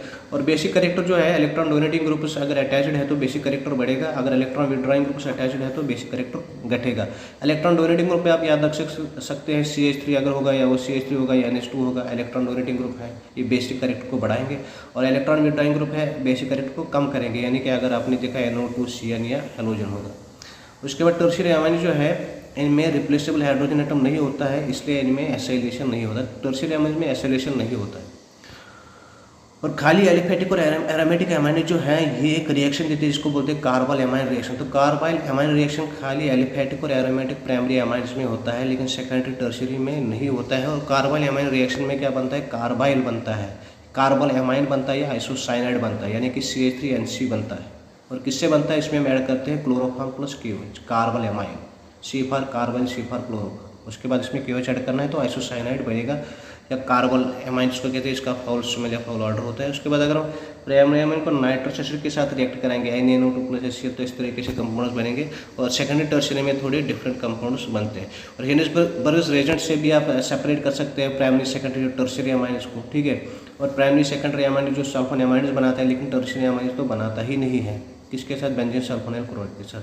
अगर प्राइमरी अमाइन को आपने बेंजीन सल्फोनाइल क्लोराइड के साथ ले लिया तो वो बनाता है एनाल्काइल बेंजीन सल्फोनेमाइड, फिर वो अल्कली में सॉल्युबल होता है क्योंकि उसमें हाइड्रोजन एटम होता है। और सेकेंडरी अमाइन जो है ये बेंजीन सल्फोनाइल क्लोराइड के साथ एन डाइअल्काइल बेंजीन सल्फोनेमाइड बनाता है, लेकिन उसके बाद ये अल्कली में सॉल्युबल नहीं होता है क्योंकि उसमें हाइड्रोजन एटम होता ही नहीं। टर्शियरी अमाइन में बेंजीन सल्फोनाइल क्लोराइड के साथ रिएक्शन होता ही नहीं। उसके बाद अगर आप देखेंगे NH2 जो है, देखिए अमाइन्स इलेक्ट्रोडोनेटिक ग्रुप्स होते हैं, तो इसमें अगर आप ब्रोमीन ऐड करेंगे तो ब्रोमीन वाटर, तो ब्रोमीन जो है आर्थो पैरा पे जुड़ेगा। अगर स्ट्रॉन्ग एसिडिक मीडियम होगा HNO3 H2SO4, ये यहाँ पे ध्यान रखना है कि अगर आपने एराइल अमाइन्स में HNO3 या H2SO4 ऐड 288 केल्विन पे ऐड किया और मीडियम था एसिडिक, स्ट्रॉन्ग एसिडिक, तो यहाँ पे आपको आर्थो पे भी जाएगा, पैरा पे भी जाएगा और मेटा पे भी जाएगा, लेकिन पैरा वाला 51 होगा, फिर मेटा वाला, फिर आर्थो इसमें सबसे कम होगा, ये ध्यान में रखना है। उसके बाद यहाँ पे देखना है कि अमाइन में अगर H2SO4 ऐड करेंगे तो इस तरीके से लास्ट में बनेगा जिबिट्रायन। और एनिलीन और कार्बोक्सिलिक एसिड जो है उनमें फ्रीडल-क्राफ्ट रिएक्शन नहीं होता है। एनिलीन और कार्बोक्सिलिक एसिड में फ्रीडल-क्राफ्ट एल्काइलेशन नहीं होता है क्योंकि वो साल्ट बनाते हैं लिविस एसिड के साथ, ध्यान में रखना है। यानी कि एमाइन्स और कार्बोक्सिलिक एसिड जो है they do not show Friedel-Crafts reaction because they form salt with the Lewis acid. एक और यहाँ पे है डायजोनियम साल्ट, दूसरा पार्ट एमाइन्स का, तो इसका फार्मूला होता है Rn2x-, R का मतलब है R का मतलब कि एराइल ग्रुप, और X का मतलब chlorine, bromine, HSO4-, BF4-, N2+ वगैरह डायजोनियम ग्रुप। और प्राइमरी एल्फेटिक अमाइनो जो होते हैं, प्राइमरी एल्फेटिक अमाइनो जो होते हैं वो हाईली अनस्टेबल होते हैं, लेकिन प्राइमरी एरोमेटिक अमाइनो जो होते हैं वो स्टेबल होते हैं। किनके साथ? ये स्टेबल कंपाउंड्स बनाते हैं एरियन डायजोनियम साल्ट के साथ कुछ टाइम तक, ठीक है, क्योंकि उनमें रेजोनेंस होता है। तो ये आप देख सकते हैं, अगर आप एनिलीन लेंगे उसको आप ट्रीट कराएंगे NaNO2+ HCl, ये बहुत बार रिएक्शन देखा तो वहाँ पे C6H5 यानी कि बेंजीन डाइजोनियम क्लोराइड बनेगा और NaCl प्लस वाटर फेंकेगा। उसके बाद अगर देखेंगे बेंजीन डाइजोनियम क्लोराइड जो होता है ये कलरलेस होता है, क्रिस्टलाइन सॉलिड होता है, ये सॉल्युबल होता है वाटर में, और ये ज़्यादा स्टेबल होता है कोल्ड वाटर में क्योंकि ये वाटर और वार्म वाटर के साथ रिएक्ट करता है और ये डिकम्पोज होता है इजीली ड्राई स्टेट में। और दूसरा यहाँ पे देखना है बेंजीन डाइजोनियम क्लोराइड में एक कंपाउंड आता है C6H5N2F, मतलब कि X के बदले F अगर आएगा तो ये वाटर सॉल्युबल नहीं, वाटर इनसॉल्युबल होता है और स्टेबल होता है रूम टेम्परेचर पे, यानी कि डिकम्पोज नहीं होता है। फिर अगर हम बेंजीन डाइजोनियम क्लोराइड में सैडमियर रिएक्शन देखेंगे तो सैडमियर रिएक्शन होता है इन टर्म्स ऑफ CO2Cl2 या CO2Br2 और या एंड HCl, ठीक है। यहाँ पे बनता है ArCl, ArBr और N2 बाहर निकलता है, या यहाँ पे आप देख सकते हैं CuCN भी होगा, KCN भी होगा, तभी सैडमियर रिएक्शन की बात कर सकते हैं। लेकिन कटरमियर रिएक्शन में क्या होता है, CuCl2 नहीं होता है, CO2Cl2 नहीं, यहाँ पे खाली कॉपर होता है एंड HCl होता है, यहाँ पे भी सेम प्रोडक्ट बनता है। उसके बाद बेंजीन डाइजोनियम क्लोराइड में अगर हाइड्रोलिसिस कराएंगे तो कौन से प्रोडक्ट बनता है, CH3CH2 अल्कोहल ऐड करेंगे, HbF4 ऐड करेंगे, KI ऐड करेंगे, NaNO2 ऐड करेंगे, तो इसको भी एक बार देख के आप देख सकते रिटेन कर सकते हैं। तो डायजोनियम कपलिंग, और दूसरा जो है या कपलिंग रिएक्शन जो है ये इलेक्ट्रोफिलिक सब्स्टिट्यूशन रिएक्शन है। इसमें क्या होता है, जैसे कि आपने बेंजीन डायजोनियम क्लोराइड ले लिया और फिनॉल ले लिया, तो यहाँ पे आपको क्या करना है, इन दोनों को जोड़ना है, वाटर को बाहर निकालना, तो यहाँ पे बनेगा पैरा हाइड्रोक्सी आइसोबेंजीन, इसका ऑरेंज कलर होता है। तो अगर आपने बेंजीन डायजोनियम क्लोराइड के साथ फिनॉल नहीं बल्कि एनिलीन ले लिया तो यहाँ पे भी H2O बाहर जाएगा और यहाँ पे बनेगा पैरा अमाइनो आइसोबेंजीन, और जिसका कलर जो होता है वो येलो कलर का होता है। उसके तो पहले आएगा ओपन चेन एलिफेटिक कंपाउंड्स में, तो ये तो आपको पता है एलिसाइक्लिक कंपाउंड्स में साइक्लोप्रोपेन, ठीक है, साइक्लोहेक्सेन। एरोमेटिक कंपाउंड्स में दो टाइप्स आते हैं, बेंजेनाइड कंपाउंड और नॉन बेंजेनाइड कंपाउंड। बेंजेनाइड कंपाउंड में बेंजीन, एनिलीन आएगा, नेफ्थलीन आएगा, नॉन बेंजेनाइड कंपाउंड में ट्रोपोन आएगा। हेटेरोसाइक्लिक कंपाउंड में फ्यूरान आएगा, थायोफिन आएगा, पायरिडीन आएगा। जो ऑक्सीडेन जो है ये एग्जाम में आया है, ये हेटेरोसाइक्लिक कंपाउंड है, और C2H5O- जो है ये न्यूक्लियोफाइल माना जाता है। उसके बाद जो है आर्थो पैरा नाइट्रोफिनॉल को हम सेपरेट कर सकते हैं स्टीम डिस्टिलेशन के थ्रू, ठीक है। आर्थो आइसोमर जो होता है ये स्टीम मतलब यानी कि स्टीम वोलाटाइल जो होता है वो आर्थो नाइट्रोफिनॉल होता है क्योंकि उसमें इंट्रा मॉलिक्यूलर हाइड्रोजन बॉन्ड होता है। लेकिन जो पैरा नाइट्रोफिनॉल है वो स्टीम वोलाटाइल नहीं होता है क्योंकि उसमें इंटर मॉलिक्यूलर हाइड्रोजन बॉन्ड पाया जाता है, जिसकी वजह से वहाँ पे एसोसिएशन होता है।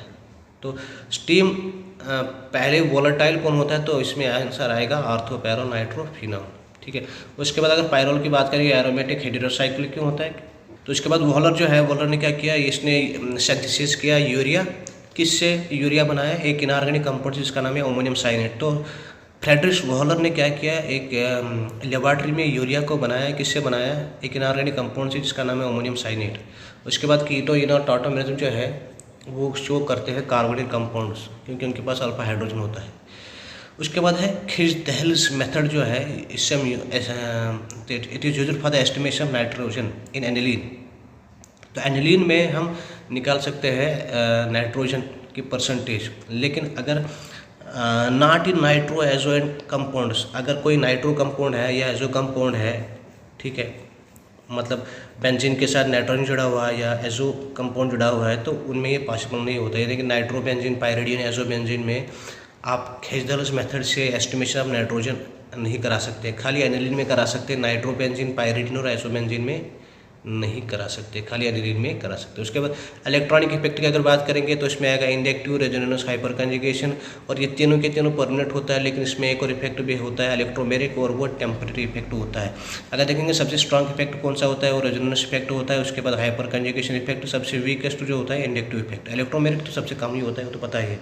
लेकिन रेजोनेंस इफेक्ट क्यों सबसे स्ट्रॉन्गर होता है, क्योंकि यहाँ पे पाई डी लोकलाइजेशन होता है, तो पाई बॉन्ड को इजीली ब्रेक कर सकते हैं। लेकिन हाइपर कंजुगेशन इफेक्ट में सिग्मा पाई डीलोकलाइजेशन होता है, सिग्मा पाई बॉन्ड होता है, तो ब्रेक यहाँ पे आपको सिग्मा बॉन्ड ब्रेक करना है, ठीक है। इस तरीके से रेजोनेंस इफेक्ट सबसे ज़्यादा होता है, फिर हाइपर कंजुगेशन, फिर इंडक्टिव। इसके बाद अगर इंडक्टिव इफेक्ट की बात करेंगे, यहाँ पे पोलरिटी बनता है, किससे पोलरिटी बनेगा, as a result of electronegativity difference की वजह से पोलरिटी जो डेवलप हो जाएगी मॉलिक्यूल्स को इंडक्टिव इफेक्ट कहते हैं। और ये डिस्टेंस सेंसिटिव इफेक्ट होता है, ये ऑपरेट होता है सिग्मा बॉन्ड्स पे। और माइनस आई इफेक्ट और प्लस आई इफेक्ट आप यहाँ पे देख सकते हैं। माइनस आई इफेक्ट में आपको ये ऑर्डर याद रखना है, NF3+, NF3+, NO2, SO3, HCN, fluorine, इस तरीके से। और प्लस आई इफेक्ट में टर्शियरी, फिर सेकेंडरी, फिर प्राइमरी, फिर CH3, फिर H आएगा, इस तरीके से आपको याद रखना है। इलेक्ट्रोमेरिक इफेक्ट में क्या होता है, ट्रांसफर ऑफ इलेक्ट्रॉन होता है in a multi bond in presence of in multiple bond in presence of attacking agent, ठीक है। देखो यहाँ पे आप इस तरीके से आप देख सकते हैं, यहाँ पे C के ऊपर नेगेटिव आया तो इलेक्ट्रोफाइल आएगा, और यहाँ पे C के ऊपर पॉजिटिव आया तो न्यूक्लियोफाइल आएगा। तो ये अटैकिंग एजेंट के वजह से होता है, कौन सा, इलेक्ट्रोमेरिक इफेक्ट। तो यहाँ पे इलेक्ट्रोफाइल के अगर एग्जाम्पल याद रखेंगे तो आएगा प्रोटोनेशन ऑफ इथिन। न्यूक्लियोफाइल में जो एग्जाम्पल याद रख सकते हैं आप, addition of CN- ion in carbonyl compounds. उसके बाद रेजोनेंस और मेसोमेरिक इफेक्ट जो है, तो ये भी पोलरिटी होता है डेवलपिंग मॉलिक्यूल में, जब इंटरेक्शन होगा बिटवीन 2 पाई बॉन्ड से, between pi bond and lone pair of electron. तो रेजोनेंस में ये कंडीशन है कि कंजुगेटेड सिस्टम होना चाहिए, यानी कि अल्टरनेट पोजीशन पे double bond and single bond होना चाहिए, तभी रेजोनेंस होगा। इस तरीके से आप एग्जाम्पल में देख सकते हैं। उसके बाद प्लस आर इफेक्ट में क्या आएगा, वो OH आएगा, और कौन कौन सी ग्रुप्स आएगा इसको ध्यान में रखना है। माइनस आर इफेक्ट में कौन कौन सी ग्रुप्स आएंगे इसको भी ध्यान में रखना है, ठीक है। इस तरीके से हमने इसमें एग्जाम्पल में शो किया है कि प्लस आर इफेक्ट और minus are effect. Plus are effect में तो इलेक्ट्रॉन डोनेटिंग हो गया, यानी कि Cl जुड़ा हुआ है यहाँ पे, और माइनस आर इफेक्ट में C डबल बॉन्ड यानी कि CHO जुड़ा हुआ है, तो ये इलेक्ट्रॉन पेयर को अपनी ओर खींचेगा, ठीक है। उसके बाद देखते हैं हाइपर कंजुगेशन को हम नो बॉन्ड रेजोनेंस भी कहते हैं, या बैकर-नाथन इफेक्ट भी कहते हैं, या एंकेमेरिक इफेक्ट भी कहते हैं, ठीक है। तो हाइपर कंजुगेशन में भी क्या होता है, पोलरिटी डेवलप हो जाता है जब इंटरेक्शन होता है between pi bond and sigma bond, ठीक है। इस तरीके से इसको नो बॉन्ड रेजोनेंस भी कहते हैं, क्योंकि यहाँ पे आपको डबल बॉन्ड कार्बन के साथ ये मिथाइल जुड़ा हुआ है, इस तरीके से होता है। और जितने अल्फा हाइड्रोजन ज़्यादा होंगे उतनी स्टेबिलिटी ज़्यादा होगी हाइपर कंजुगेशन के हिसाब से। तो अल्फा हाइड्रोजन यहाँ पे देखिए आप, इसमें 12 है, इसमें 9 है, इसमें 5 है, इस तरीके से आप देख सकते हैं। टर्शियरी, फिर सेकेंडरी, उसके बाद प्राइमरी आएगा। यहाँ पे आप देख सकते हैं minus H effect, hyper conjugation -H वाला, और हाइपर कंजुगेशन प्लस वाला, ठीक है।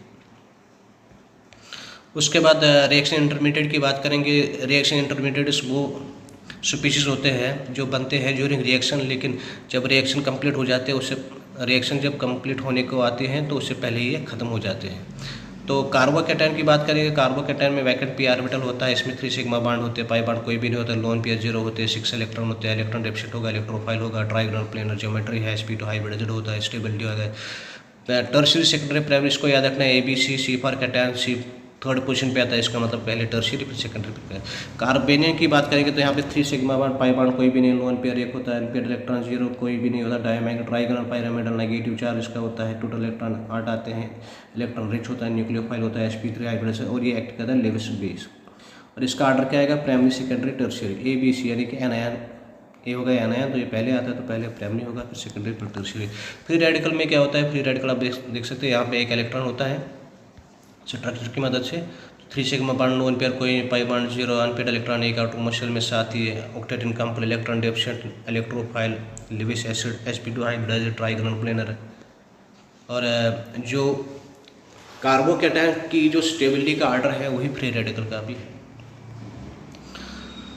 अब इसके बाद स्ट्रक्चरल आइसोमरिज्म की बात करेंगे, जिनके पास स्ट्रक्चरल आइसोमर्स क्या होते हैं, जिनमें मॉलिक्यूलर फार्मूला सेम हो लेकिन स्ट्रक्चर डिफरेंट हो। जो चेन आइसोमरिज्म में आप देख सकते हैं, नॉर्मल पेंटेन आइसोपेंटेन सब में कार्बन बराबर है लेकिन स्ट्रक्चर डिफरेंट है। पोजीशन आइसोमरिज्म में क्या होगा, different position of functional group होगा या मल्टीपल बॉन्ड होगा। देखो यहाँ पे प्रोपेनॉल में OH 1 कार्बन नंबर 1 पे है और यहाँ पे कार्बन नंबर 2 पे, ब्यूट 2 है, यहाँ पे भी डबल बॉन्ड अलग अलग है, यहाँ पे 2 कार्बन नंबर 2 पे डबल बॉन्ड है, यहाँ पे कार्बन नंबर 1 है, तो क्या पोजीशन आइसोमरिज्म।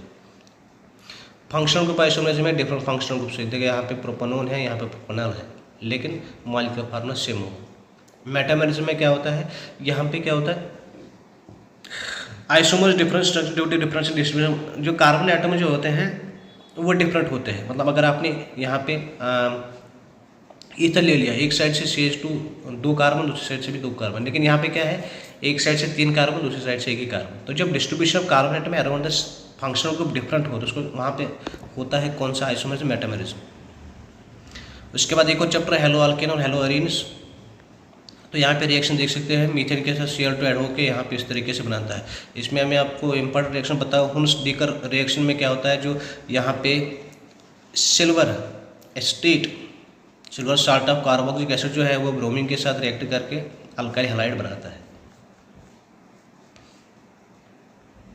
यहाँ पे हम रिएक्शंस को आप देख सकते हैं। सैंडमेयर रिएक्शन में क्या होता है, सैंडमेयर रिएक्शन में जो एनिलीन होता है उसको हम ट्रीट कराते हैं NaNO2 + HCl, temperature 0 to 5 degree centigrade, वहाँ पे आप N2Cl बनता है, फिर उसमें हम ऐड कराते हैं CuCl + HCl। सैंडमेयर रिएक्शन का मतलब है इन प्रेजेंस CuCl और HCl में होता है, तो जहाँ पे क्लोरोबेंजीन बनेगा, ठीक है। उसके बाद फिंकलस्टेन रिएक्शन में क्या होता है, यहाँ पे अल्काइल हैलाइड को हम ट्रीट कराते हैं सोडियम आयोडाइड के साथ, तो यहाँ पे अल्काइल हैलाइड बनता है। हैलोजन एक्सचेंज रिएक्शन होता है। स्वार्ट्स रिएक्शन में क्या होता है, यहाँ पे अल्काइल हैलाइड को सोडियम आयोडाइड के साथ नहीं बल्कि सिल्वर क्लोराइड के साथ रिएक्ट करते हैं इन presence of different reagents HbF5 Ag2 इस तरीके से। डार्जन मेथड में क्या होता है, जो डार्जन मेथड जो है यहाँ पे अल्कोहल होता है, इसको हम ट्रीट कराते हैं SOCl2 के साथ, और वहाँ पे RCl बनता है SO2 + HCl, इसको कहते हैं पायरिडिन रिफ्लेक्स भी। और बेंजीन के साथ जब हम Cl2 ऐड करते हैं इसको कहते हैं Friedel-Crafts alkylation, sorry Cl2 add करते हैं मतलब FeCl3 LCl3, तो इस तरीके से यहाँ पे कंपाउंड बनता है। इसको आप हुन्स डीकर रिएक्शन में ये अपने इससे पहले भी रैचिंग प्रोसेस में बेंजीन के साथ HCl + O2 ऐड करते हैं जब CuCl2, तो इस तरीके से कंपाउंड। गटरमैन रिएक्शन में क्या होता है, गटरमैन रिएक्शन में जो बेंजीन डाइजेनल क्लोराइड होता है यहाँ पे CuHCl लेते हैं, CuHBr लेते हैं। सैंडमेयर में CuCl और HCl, यहाँ पे CuHCl खाली, और CH3Cl + KCN जब हम ऐड करते हैं तो यहाँ पे साइनाइड बनता है। लेकिन अगर AgCN ऐड करते हैं वहाँ वो आयनिक कोवलेंट कंपाउंड होता है, तो वहाँ पे आइसोसाइनाइड बनता है। और सब्स्टिट्यूशन न्यूक्लियोफिलिक यूनिमॉलिक्यूलर जो होता है ये 2 स्टेप रिएक्शन होता है, इसमें कार्बोकैटायन इंटरमीडिएट बनता है। यहाँ पे या तो रिटेंशन हो सकता है या इन्वर्शन हो सकता है, और रेट ऑफ रिएक्शन जो है ये डिपेंड करता है खाली रिएक्टेंट पे। और इसमें अगर देखेंगे स्टेबिलिटी टर्शियरी सेकेंडरी प्राइमरी। और सब्स्टिट्यूशन न्यूक्लियोफिलिक बायोमॉलिक्यूलर जो होता है यहाँ पे खाली इन्वर्शन होता है, ये 1 स्टेप रिएक्शन होता है। और ये रेट ऑफ रिएक्शन जो है depends on the concentration of both reactant, यानी कि substrate as well as nucleophile फाइल पे भी डिपेंड करता है। यहाँ पे कोई इंटरमीडिएट नहीं बनता है। ऑर्डर जो होता है स्टेबिलिटी का order primary secondary tertiary. Purification characters of compounds में एक और चैप्टर है, तो यहाँ पे डिस्टिलेशन से हम क्या कर सकते हैं, वोलेटाइल लिक्विड को नॉन वोलेटाइल कंपाउंड से अलग कर सकते हैं on the basis of boiling point, यानी कि क्लोरोफॉर्म जो है उसका बॉइलिंग पॉइंट कम होता है एनिलीन से, इस तरीके से उसको सेपरेट कर सकते हैं। क्रोमेटोग्राफी में ये मोस्ट इफेक्टिव टेक्नोलॉजी माना जाता है जिससे हम सेपरेशन और प्योरिफिकेशन करा सकते हैं, यानी कि अगर आपको रेड इंक को ब्लू इंक से सेपरेट करना होगा तो क्रोमेटोग्राफी का यूज़ करेंगे। रिड्यूस्ड प्रेशर डिस्टिलेशन में ये it is used to purify, जिससे हम क्या कर सकते हैं, एक लिक्विड को प्योरीफाई कर सकते हैं जो लिक्विड डिकम्पोज होता है हीटिंग की वजह से, ठीक है। इससे हम प्योरीफाई क्या करते हैं, ग्लाइसरॉल। उसके बाद स्टीम डिस्टिलेशन से हम क्या कर सकते हैं, स्टीम डिस्टिलेशन से हम प्योरीफाई कर सकते हैं ऑर्गेनिक मॉलिक्यूल को, और जो ऑर्गेनिक मॉलिक्यूल स्टीम वोलेटाइल होगा और वाटर के साथ इमिसिबल होगा, यानी कि solution of water and aniline को हम सेपरेट कर सकते हैं स्टीम डिस्टिलेशन के साथ। और उसके बाद लेसिन्स टेस्ट जो होता है, इससे हम डिटेक्ट करते हैं प्रेजेंस ऑफ नाइट्रोजन। अगर एक ऑर्गेनिक कंपाउंड में नाइट्रोजन प्रेजेंट है, सल्फर, हैलोजन, फास्फोरस जो है, इनका प्रेजेंट होना, इसके लिए हम एक टेस्ट करते हैं जिसको कहते हैं लेसिन्स टेस्ट। और ये उस ऑर्गेनिक कंपाउंड के साथ यूजुअली कौन सा बॉन्ड बनाते हैं? Covalent bond. तो हम इसमें करते क्या इस टेस्ट में, हम वो ऑर्गेनिक कंपाउंड लेते हैं जिसमें ये सब एलिमेंट्स प्रेजेंट होंगे, नाइट्रोजन, सल्फर, हैलोजन, फास्फोरस। उसको हम हीट कराते हैं सोडियम मेटल के साथ, उसके बाद वो बनता है कोवलेंट बॉन्ड से, वो बनता है आयनिक फॉर्म में आ जाता है। इस तरीके से आप रिएक्शन यहाँ पे देख सकते हैं। उसके बाद नाइट्रोजन टेस्ट, अगर हमें नाइट्रोजन टेस्ट कराना होगा तो क्या करते हैं, जो आपके पास सोडियम फ्यूजन होगा उसको हम FeSO4 के साथ रिएक्ट कराते हैं। उसके बाद उसको एसिडिफाइड कराते हैं सल्फ्यूरिक एसिड के साथ। तो सोडियम साइनाइड जो पहले होता है ऑर्गेनिक कंपाउंड में, वो बनाता है हेक्सोसाइनोफेरेट, जो प्रशन ब्लू कलर का होता है, और जो आयरन इसमें होता है यूज, वो ऑक्सीडाइज हो जाता है आयरन 3 में। इस तरीके से रिएक्शन देखे हैं। और अगर सल्फर का टेस्ट कराना होगा, सोडियम फ्यूजन लेंगे तो उसमें हम एसिडिफाइड एसिडिक एसिड यूज़ करेंगे, लेड एसिड डालेंगे तो वहाँ पे प्रेसिपिटेट बनेगा लेड सल्फाइड का, जिसका ब्लैक कलर का होगा, तो इसका मतलब है सल्फर प्रेजेंट है। इस तरीके से रिएक्शन है। या आप ऐसे भी कर सकते हैं, अगर आपने सोडियम नाइट्रोक्लोराइड ले लिया तो उसके साथ रिएक्ट करा तो वहाँ पे वायलेट कलर बनेगा, तो इसका मतलब भी क्या है, सल्फर प्रेजेंट है। अगर दोनों प्रेजेंट होंगे ऑर्गेनिक कंपाउंड में तो वहाँ पे रेड कलर बनेगा, और कंपाउंड कौन सा होगा? NaSCl। हैलोजन का टेस्ट कराने के लिए सोडियम फ्यूजन के साथ हम नाइट्रिक एसिड और AgNO3 का यूज़ करते हैं, वहाँ पे प्रेसिपिटेट बनेगा, जिसका मतलब है हैलोजन है। परसेंटेज ऑफ हैलोजन को निकालने के लिए फार्मूला ध्यान में रखना है। परसेंटेज ऑफ सल्फर को ये फार्मूला दिमाग में है, और परसेंटेज ऑफ फास्फोरस को ये फार्मूला को दिमाग में रखना है। उसके बाद डूमास मेथड में क्या होता है, यहाँ पे आप एक कुछ अमाउंट लेते हैं उस ऑर्गेनिक मॉलिक्यूल का जिसमें प्रेजेंट होगा नाइट्रोजन, ठीक है, तो उसको आप बर्न कराते हैं इन प्रेजेंस ऑफ कॉपर ऑक्साइड, तो वहाँ पे आपको मिलता है फ्री नाइट्रोजन, उसके साथ साथ carbon dioxide. In the sense के अगर आपके पास एक ऑर्गेनिक कंपाउंड है उसमें नाइट्रोजन प्रेजेंट है, उसको आप बर्न कराते हैं इन प्रेजेंस ऑफ कॉपर ऑक्साइड, वहाँ पे आपको नाइट्रोजन मिलता है। नाइट्रोजन के साथ साथ कार्बन डाइऑक्साइड और वाटर भी रिलीज होता है, ठीक है। अगर इसके अलावा यहाँ पे आपको नाइट्रोजन के अलावा नाइट्रोजन ऑक्साइड के भी ट्रेसेस मिलते हैं, तो नाइट्रोजन ऑक्साइड को हम फिर पास कर सकते हैं हीटेड कॉपर गैस में, तो वहाँ पे आपको नाइट्रोजन जो है कलेक्ट हो जाएगा। नाइट्रोजन कैसे कलेक्ट करेंगे, वहाँ पे with the help of KOH। तो परसेंटेज ऑफ नाइट्रोजन डूमास मेथड में निकालने के लिए फार्मूला याद रखना है।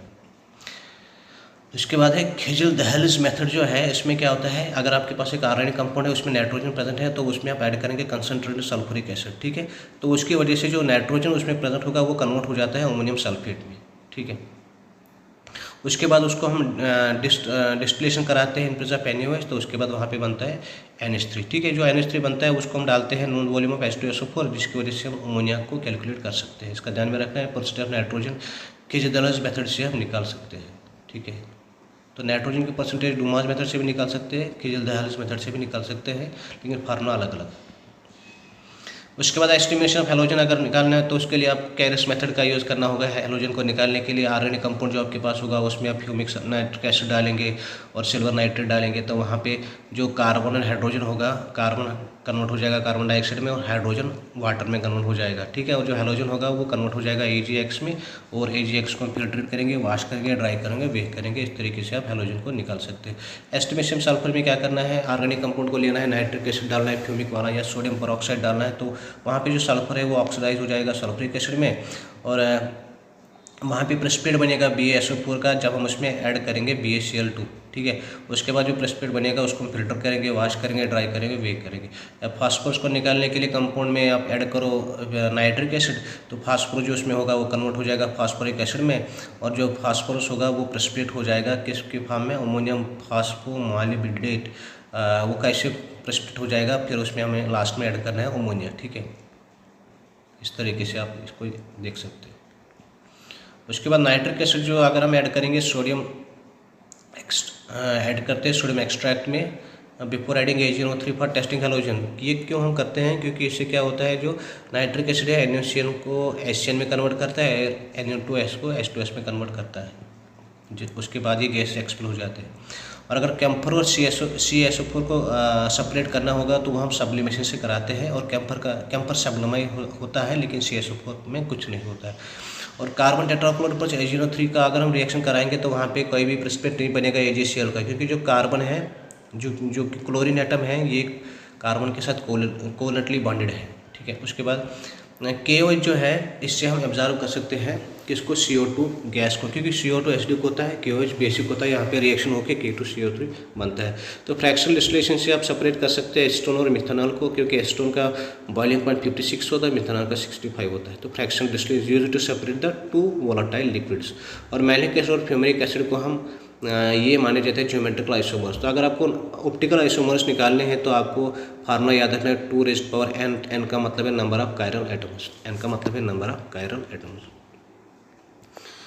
तो इस तरीके से लैक्टिक एसिड आपके पास है, यहाँ पे कायरल कार्बन एक ही है, तो इसमें नंबर ऑफ ऑप्टिकल आइसोमर 2 ही आएगा।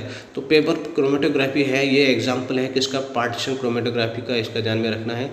और डिस्टिलेशन मेथड से हम यूज़ कर सकते हैं, प्योरीफाई कर सकते हैं मेटल्स को जिनका बॉइलिंग पॉइंट लो होगा, यानी कि डिस्टिलेशन मेथड से हम मर्क्यूरी और जिंक को प्योरीफाई करते हैं। ठीक है, उसके बाद आगे बढ़ते हैं। ये हमारा ईमेल ID है, अब इसमें कोई क्वेरी वगैरह होगा तो mufti-12@gmail.com। ठीक है, उसके बाद आगे बढ़ते हैं। अब 2 ही चैप्टर रह गए, aldehydes, ketones and carboxylic acid. ठीक है, तो कीटोन्स में आपको याद है कि अगर मैंने पहले आप प्राइमरी अल्कोहल को अगर माइल्ड ऑक्सीडाइजिंग एजेंट में ऐड करेंगे तो वहाँ पे आपको एल्डिहाइड बनेगा। सेकेंडरी अल्कोहल आपको बनाने होंगे तो ये रेजेंट्स का यूज़ करना होगा। डिहाइड्रोजनेशन से भी आप करा सकते हैं। ठीक है, इस तरीके से अल्कली हाइड्रोलिसिस, डाइहैलाइड्स। अच्छा, ओजोन लिसिस की बात करेंगे। ओजोन लिसिस जो है, अल्कीन में ओजोन लिसिस कराएंगे तो इस तरीके से आपको डिफरेंट कंपाउंड्स हासिल होंगे। हाइड्रेशन ऑफ अल्काइड्स में इस तरीके से होगा। एसाइल क्लोराइड की अगर बात करेंगे, कार्बोक्सिलिक एसिड की अगर बात करेंगे इस तरीके से, डिस्टिलेशन कैल्शियम साल्ट सब मानो कार्बोक्सिलिक एसिड, नाइट्राइल से भी आप बना सकते हैं। फ्रेडल-क्राफ्ट एसाइलेशन, ये वही वाले जो हमने इससे पहले बात की तो वही रिपीट हो रहे हैं। तो प्राइमरी अल्कोहल का अगर ऑक्सीडेशन कराएंगे तो आपको एल्डिहाइड देगा। कौन सा रेजेंट यूज होता है डिटरमिन कॉस्ट एल्डिहाइड सिंथेसिस में, तो उसका नाम क्या है, CO+HCl। कार्बन जो कार्बोनिल ग्रुप में होता है वो sp2 हाइब्रिडाइज्ड होता है। और एल्डिहाइड जो हमेशा होते हैं आइसोमेरिक, किसके साथ, अल्कोहल एल्डिहाइड्स और किसके साथ होते हैं, कीटोन्स के साथ, क्योंकि इनमें फंक्शनल आइसोमेरिज्म होता है।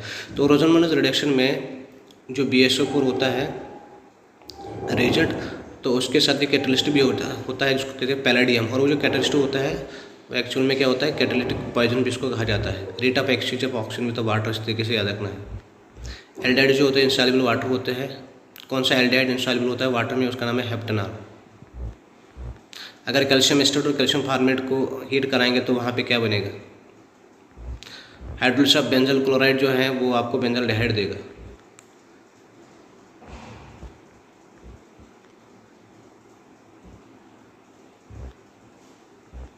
यहाँ पे आप देख सकते हो बाकी चीज़ें,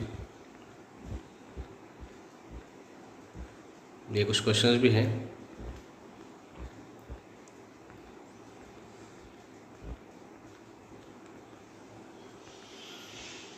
यहाँ पे इस तरीके से आप देख सकते हैं। तो एल्डिहाइड्स में अगर रिएक्टिविटी की बात करेंगे तो एल्डिहाइड ज़्यादा रिएक्टिव होते हैं as compare to ketones. Nucleophilic addition reaction में आप ज़रा ध्यान रखिएगा कि यहाँ पे HCN जो है O के साथ H जुड़ेगा, O के ऊपर माइनस आएगा ना तो वहाँ पे H जुड़ेगा और C के साथ CN जुड़ेगा। साइनोहाइड्रेट बाइसल्फाइड में इस तरीके से होगा एडिशन। लिग्नाइट रेजेंट भी इसी तरीके से होगा, ये आपने पढ़ा होगा, बस इस तरीके से एक बार देखना है इसको। अमोनिया या अमोनिया का डेरिवेटिव ऐड करेंगे तो वहाँ पे H2O लॉस होगा, जो बाकी बचेगा उसको ज्वाइन कराना है इस तरीके से। देखो अगर NH2OH होगा तो हाइड्रोक्सिल है, NH2NH2 है तो हाइड्रोजिन है, NH2C6H5 है तो फिनाइल हाइड्रोजिन है, NH2NHCONH2 है तो सेमी कार्बोजाइड है, इस तरीके से। और एक टेस्ट आपको याद रखना, इसको बोलते हैं 2,4-DNP टेस्ट। इस तरीके से आप देख सकते हैं यहाँ पे। ऑक्सीडेशन अगर कराएंगे इस तरीके से, अल्डाल कंडेंसेशन को ज़रा देखिए एक बार।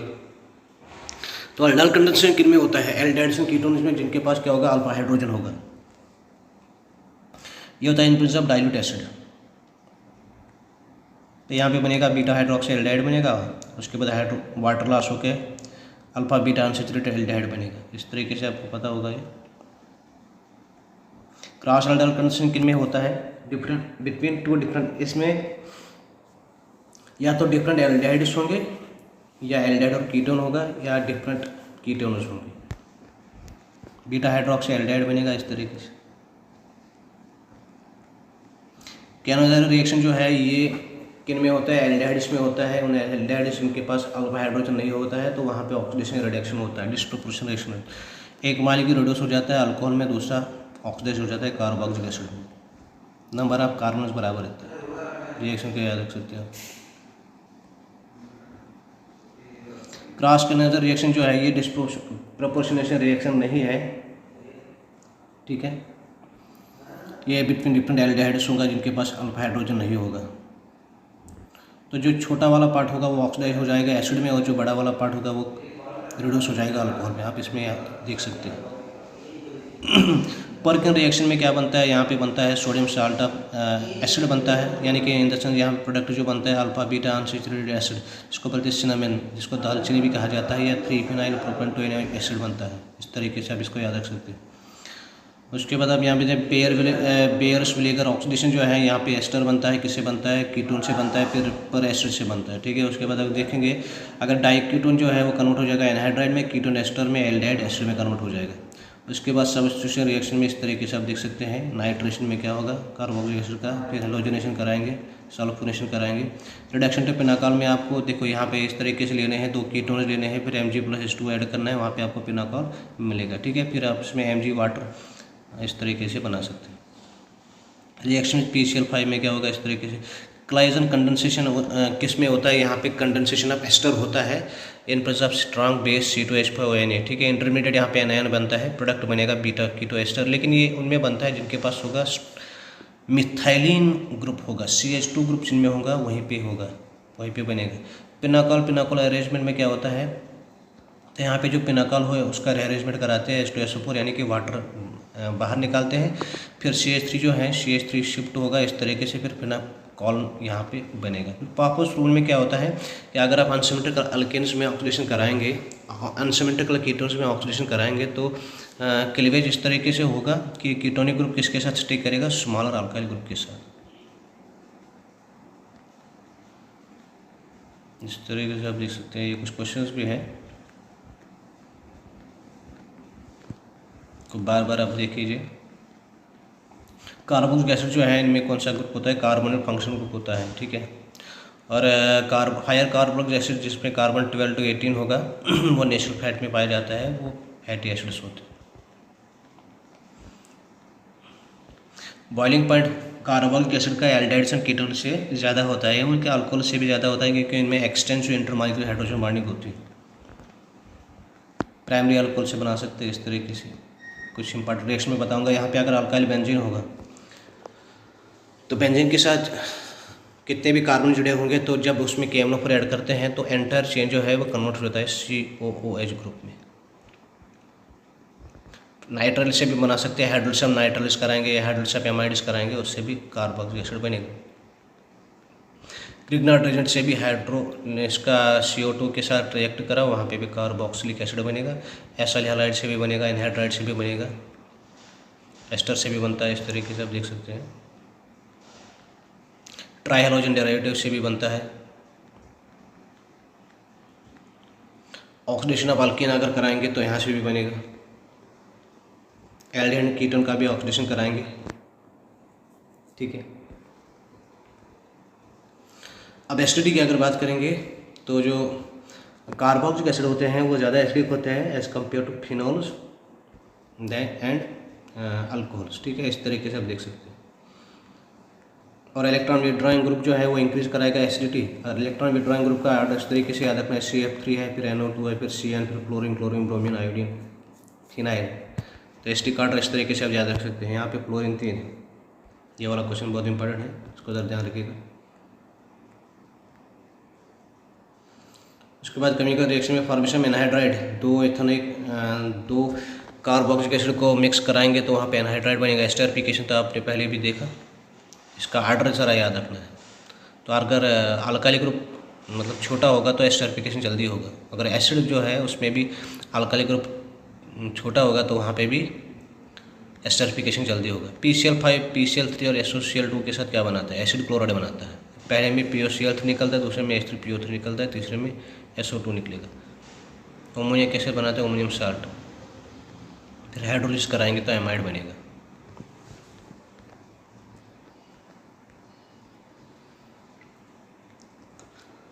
रिडक्शन जो है, अगर कार्बोक्सिलिक एसिड का रिडक्शन कराएंगे तो वहाँ पे अल्कोहल बनता है। डीकार्बोक्सिलेशन कराएंगे तो वहाँ पे अल्केन बनेगा। कार्बोज इलेक्ट्रोलिसिस कराएंगे तो वहाँ पे अल्केन बनेगा, CO2+H2। ये तो इससे पहले भी रिपीट हो गए। हेलोजनेशन कराएंगे। हेलोजनेशन में अगर देखेंगे हेल-बोनार्ड-ज़िलिंस्की के रिएक्शन में क्या होता है, जो कार्बोक्सिलिक एसिड होते हैं जिनमें अल्फा हाइड्रोजन होगा तो वो अल्फा हाइड्रोजन किससे रिप्लेस हो जाता है, हेलोजन से, इन प्रेजेंस ऑफ रेड फास्फोरस। ठीक है, तो यहाँ पे बनता है अल्फा हेलो कार्बोक्सिलिक एसिड, को कहते हैं हेल-बोनार्ड-ज़िलिंस्की रिएक्शन। तो CO जो है ये इलेक्ट्रॉन विड्रॉइंग ग्रुप होता है, तो जो भी न्यूक्लियोफाइल आएगा वो अटैक करेगा मेटा पोजीशन पे।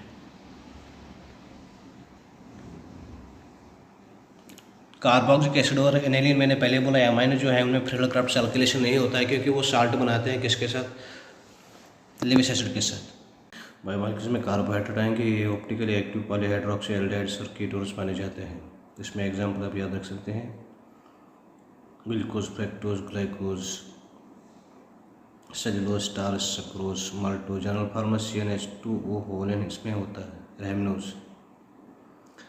तो कार्बोहाइड्रेट जो होते हैं स्वीट इन टेस्ट होते हैं, इसलिए इनको शुगर्स कहा जाता है, जबकि पॉलीसेकेराइड स्वीट इन टेस्ट नहीं होते हैं, उनको नॉन शुगर्स कहा जाता है। मोस्ट कॉमन शुगर जो यूज़ हम करते हैं अपने घरों में वो सक्रोज होता है, और शुगर और जो मिल्क में जो शुगर प्रेजेंट होता है वो लैक्टोज होता है। तो मोनोसेकेराइड्स में अगर हाइड्रोलिसिस कराएंगे तो इनका हाइड्रोलाइज नहीं होते हैं, तो इनमें एग्जाम्पल आपको याद रखना है। इसी के अलावा ओलियोसेकेराइड्स में अगर इनको हाइड्रोलाइज कराएंगे तो 2 to 10 मॉलिक्यूल्स ऑफ मोनोसेकेराइड्स देते हैं, डाइसेकेराइड देते हैं, ट्राइसेकेराइड और ऑलिगोसेकेराइड। डाइसेकेराइड में ग्लूकोज, माल्टोज और लैक्टोज याद रखना है। लेकिन अगर हम सक्रोज, माल्टोज और लैक्टोज इसमें आता है, लेकिन अगर सक्रोज को हाइड्रोलिसिस कराएंगे तो वहाँ पे आपको 2 मॉलिक्यूल्स ऑफ ग्लूकोज मिलते हैं, ग्लूकोज और दूसरा मॉलिक्यूल फ्रक्टोज मिलता है। माल्टोज का हाइड्रोलिसिस कराएंगे तो ग्लूकोज और ग्लूकोज मिलता है, लैक्टोज का हाइड्रोलिसिस कराएंगे तो ग्लूकोज और ग्लैक्टोज मिलता है।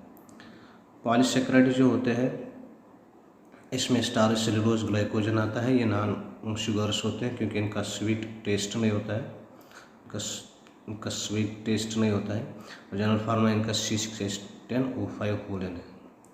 तो क्लासिफिकेशन कराएंगे, दूसरा क्लासिफिकेशन बेस्ड ऑन नेचर।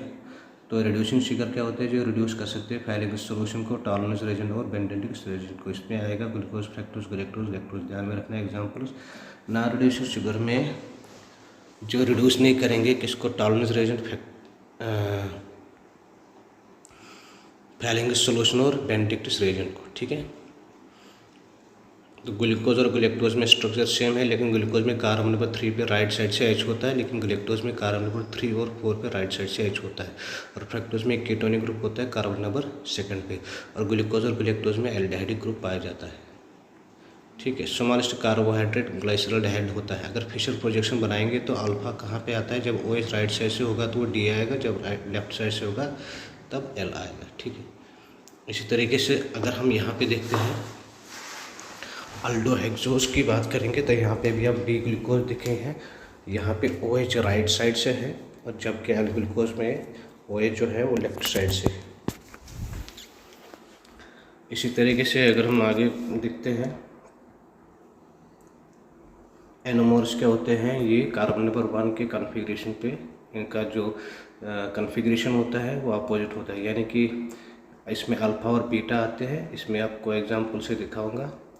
देखो यहाँ पर ग्लूकोज फिशर प्रोजेक्शन में दिखा, अल्फ़ा डी ग्लूकोज में कार्बन नंबर 1 पे OH राइट साइड से है तो ये अल्फ़ा बना, और अगर कार्बन नंबर 1 पे OH लेफ्ट साइड से है तो ये बीटा बना। तो ये आपस में एनोमर्स है। ठीक है, तो अगर ये हो गई फिशर प्रोजेक्शन। अगर हावर स्ट्रक्चर बनाएंगे ग्लूकोज का तो इसमें आपको पायरा रिंग लेना है, और फ्रक्टोज के लिए आपको फ्लोरान रिंग लेना है। ये फ्रक्टोज यहाँ पे है, फ्रक्टोज के लिए आपको फ्लोरान रिंग लेना है। ठीक है,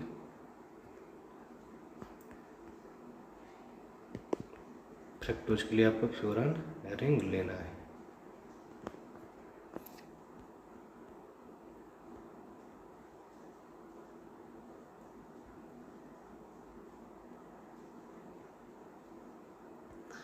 उसके बाद कुछ इंपॉर्टेंट चीज़ें, बाई यूनिट टेस्ट जो है ये प्रोटीन्स देते हैं। डीनेचरेशन प्रोटीन्स में loss of secondary and tertiary structure होता है।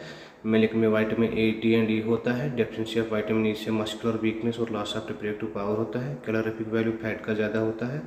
बाई यूनिट टेस्ट जो है वो प्रोटीन्स देते हैं जिनमें CONH लिंकेज होगा। मेलानिस टेस्ट वो भी प्रोटीन्स देते हैं वाइट प्रेसिपिटेट के साथ जिनमें प्रेजेंट होगा फिनोलिक ग्रुप। और न्यून हाइड्रोजन टेस्ट जो है ये सब के सब प्रोटीन्स देते हैं with violet colour. Molisch test जो है ये प्रोटीन्स देते हैं जिनके पास होगा कार्बोहाइड्रेट रेजिड्यू। यूरियस की अगर बात करेंगे तो ये यूरिया को कन्वर्ट करता है CO2 और NH2 में। पेप्सिन कन्वर्ट करता है प्रोटीन्स को अमीनो एसिड्स में। ट्रिप्सिन कन्वर्ट करता है प्रोटीन्स को अमीनो एसिड्स में। कार्बोनिक एसिड को कन्वर्ट करते हैं CO2 और H2 में। न्यूक्लियस कन्वर्ट करते हैं RNA या DNA को न्यूक्लियोटाइड्स में। ठीक है, इसको ध्यान में रखना है। उसके बाद ये देखो, अगर हावर्थ प्रोजेक्शन बनाना होगा फ्रैक्टोज को तो आपको फ्यूरान रिंग लेना है, फिर अल्फा बीटा बना सकते हैं। अच्छा, सक्रोज में अगर ग्लाइकोसिडिक लिंकेज की बात करेंगे तो उसमें C1C2 होता है। माल्टोज में ग्लाइकोसिडिक लिंकेज C1C4 होता है और लैक्टोज में भी ग्लाइकोसिडिक लिंकेज C1 और C4 होता है। सेलुलोज ग्लाइकोजन स्टार्च का जो मोनोमर है वो ग्लूकोज होता है। ग्लूकोज को हम कैसे बनाएंगे? सक्रोज से भी बना सकते हैं, कैन शुगर से भी बना सकते हैं बाय हाइड्रोलिसिस, और इसमें हम एसिड भी ऐड करते हैं। सिटारिस का भी अगर हाइड्रोलिसिस कराएंगे तो उससे भी ग्लूकोज बनेगा। ग्लूकोज एल्डोहेक्सोज होता है, डेक्सट्रोज होता है। ठीक है, और ये लार्ज क्वांटिटी पे पाया जाता है as organic compound on earth. इसका मॉलिक्यूलर फार्मूला C6H12O6 है। ग्लूकोज का अगर रिडक्शन कराएंगे HI से तो वहाँ पे नॉर्मल हेक्सेन बनेगा, या सोडियम मर्करी वाटर के साथ तो वहाँ पे सॉर्बिटॉल बनेगा। अगर NH4OH के साथ रिएक्ट कराएंगे तो ऑक्साइम बनेगा। अगर HCl के साथ रिएक्ट कराएंगे तो ग्लूकोज का साइनोहाइड्रेट बनेगा। अगर ऑक्सीडेशन कराएंगे ब्रोमीन वाटर से तो ग्लाइकोनिक एसिड बनेगा। अगर HNO3 के साथ रिएक्ट कराएंगे तो ग्लाइकोरिक एसिड बनेगा। एस्टिलेशन में क्या होता है? एस्टिलेशन में जब इसमें एसिटिक एनहाइड्राइड रिएक्ट कराते हैं तो ग्लूकोज पेंटास्टेट बनता है। और ओसाजोन कैसे बनता है? जब फिनाइल हाइड्रोजन को ग्लूकोज के साथ रिएक्ट करते हैं तो वहाँ पे ग्लूकोओसाजोन बनता है। और ग्लूकोज में कार्बन 4 होते हैं। पॉसिबल कॉम्बिनेशन कितना आएगा? 2⁴ यानी कि 2⁴ वो 16 आता है। म्यूटा रोटेशन में अल्फा कन्वर्ट हो जाता है बीटा में, बीटा कन्वर्ट हो जाता है अल्फा में, तब तक होता है जब तक इनमें इक्विलिब्रियम नहीं आएगा। तो आपको ऑप्टिकल रोटेशन याद रखना है। अल्फा डी ग्लूकोज का 112.2 है, बीटा का 18.7, नॉर्मल 52.7। पॉलीसेकेराइड्स में क्या होते हैं? 100 and thousands ऑफ मोनोसेकेराइड्स। उसमें स्टार्च, सेलुलोज, ग्लाइकोजन, डेक्स्ट्रिन आता है। तो स्टार्च जो होता है ये मेन स्टोरेज होता है। जो स्टार्च होता है main storage polysaccharide of plants. ठीक है, प्लांट्स में जो स्टार्च होता है तो ये मेन स्टोरेज स्टार्च होता है, main storage polysaccharides of plants होते हैं। ठीक है, और ये एबंडेंट डाइटरी सोर्स होता है ह्यूमन बींग्स के लिए। स्टार्च बना होता है अल्फा ग्लूकोज, और ये बना होता है एमाइलोपेक्टिन और एमाइलोज का। एमाइलोज का अगर देखेंगे स्ट्रेट चेन स्ट्रक्चर होता है, एमाइलोपेक्टिन का ब्रांचेड चेन स्ट्रक्चर होता है। एमाइलोज का 15 to 20% स्टार्च होता है। एमाइलोपेक्टिन का 80 to 85% स्टार्च होता है। एमाइलोज में C1C4 ग्लाइकोसिडिक लिंकेज होता है। एमाइलोपेक्टिन में C1C6 ग्लाइकोसिडिक लिंकेज होता है, लेकिन ब्रांचिंग में होता है C1C6, लेकिन यूजुअली कितना इनमें भी होता है C1C4 glycosidic linkage. Amylose water soluble होता है, लेकिन पेक्टिन वाटर इनसॉल्युबल होता है। सेलुलोज जो होता है ये बना होता है बीटा डी ग्लूकोज यूनिट का, उसमें जो ग्लाइकोसिडिक लिंकेज है वो C1C4 है। ग्लाइकोजन जो है it is similar to amylopectin, लेकिन इसका स्ट्रक्चर थोड़ा हाईली ब्रांचेड होता है। इसको एनिमल स्टार्च भी कहा जाता है and is found yeast and fungi. Molisch test जो है सबके सब कार्बोहाइड्रेट्स देते हैं जिससे ये वायलेट रिंग बनाते हैं। मोलिस रेजेंट कौन सा होता है? 1% alcoholic solution of alpha naphthol. Protein जो होते हैं, इस कंसेप्ट को इंट्रोड्यूस किया बर्जेलिस ने। ठीक है, प्रोटीन्स बने होते हैं अल्फा एमिनो एसिड्स के। वो पॉलीपेप्टाइड चेन जिसमें मोर देन 100 एमिनो एसिड्स होते हैं वो प्रोटीन्स कहलाते हैं। लेकिन इसमें एक एक्सेप्शन है, वो है इंसुलिन, जिसमें मोर देन 100 नहीं बल्कि ओनली 51 एमिनो एसिड्स है। एमिनो एसिड में कार्बोक्सिलिक एसिड होते हैं, NH2 ग्रुप होता है, और NH2 ग्रुप जो होता है वो कार्बन के अल्फा पोजीशन पे होता है। अल्फा कार्बन भी प्रेजेंट होता है, इसलिए इसको अल्फा एमिनो एसिड भी कहते हैं। तो यहाँ पे आप देख सकते हैं ग्लाइसिन उसका साइड चेन, मतलब एमिनो एसिड का साइड चेन 3 लेटर सिंबल और 1 letter code. Glycine, alanine, valine, leucine, isoleucine, arginine, lysine, glutamic acid, aspartic acid, glutamine, asparagine, threonine, serine. अच्छा, जितने भी नेचुरल अमीनो एसिड्स होते हैं वो एल अमीनो एसिड्स होते हैं, ठीक है। तो याद कैसे रखेंगे, एल अमीनो एसिड क्या होता है, उसमें NH2 लेफ्ट साइड से होता है जबकि D में राइट साइड से होता है। क्लासिफिकेशन में amino acid on the base of amino and carboxylic group. Neutral में अमीनो और कार्बोक्सिलिक ग्रुप बराबर होते हैं, glycine, alanine, tyrosine example. Basic में अमीनो ग्रुप ज़्यादा होते हैं कार्बोक्सिलिक ग्रुप से, लाइसिन, अर्जिनिन। एसिडिक में कार्बोक्सिलिक ग्रुप ज़्यादा होते हैं अमीनो ग्रुप से, example glutamic acid, aspartic acid. On the base of character में एसेंशियल अमीनो एसिड आएगा। एसेंशियल अमीनो एसिड्स वो होते हैं जो हमारे बॉडी में सिंथेसाइज नहीं होते हैं, वैलिन, ल्यूसीन, आइसोल्यूसिन इसमें आएगा। और अब दूसरा इसमें है नॉन एसेंशियल अमीनो एसिड्स क्या कौन से होते हैं, जो हमारे बॉडी में सिंथेसाइज हो जाते हैं, glycine, alanine, glutamic acid. Essential amino acid को याद रखने के लिए एक ट्रिक है, VIP हाल में TT, valine, isoleucine, phenyl alanine, histidine, arginine, leucine, lysine, methionine, tryptophan, threonine. Non essential amino acids को याद रखने के लिए कटापास 3G याद रखना, cysteine, alanine, tyrosine, asparagine, proline, aspartate, serine, glycine, glutamine, glutamate. Amino acid जो होते हैं ये कलरलेस होते हैं, ये क्रिस्टलाइन सॉलिड्स होते हैं, वाटर सॉल्युबल होता है, इनका मेल्टिंग पॉइंट हाई होता है, ये बिहेव करते हैं like salts rather than simple aminos या कार्बोक्सिलिक एसिड्स। अमीनो एसिड, अगर अमीनो एसिड का स्ट्रक्चर देखेंगे तो प्रोटीन जो है ये अमीनो एसिड्स के बने होते हैं। डाइपेप्टाइड बॉन्ड क्या होता है, जिसमें 2 मॉलिक्यूल्स आपस में रिएक्ट होके एक लिंकेज बनाएंगे, जिसको कहते हैं पेप्टाइड लिंकेज। यहाँ पे आप देख सकते हैं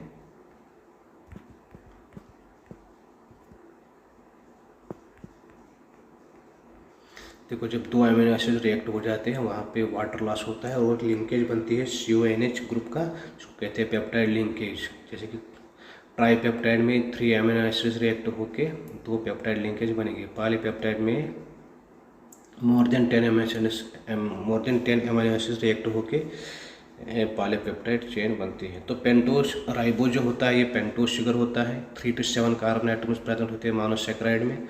अल्फा डी ग्लूकोज और बीटा डी ग्लूकोज एनोमर्स माने जाते हैं। ग्लूकोज और फ्रैक्टोज फंक्शनल आइसोमर्स होते हैं। माल्टोज का अगर हाइड्रोलिसिस कराएंगे तो खाली ग्लूकोज मिलता है।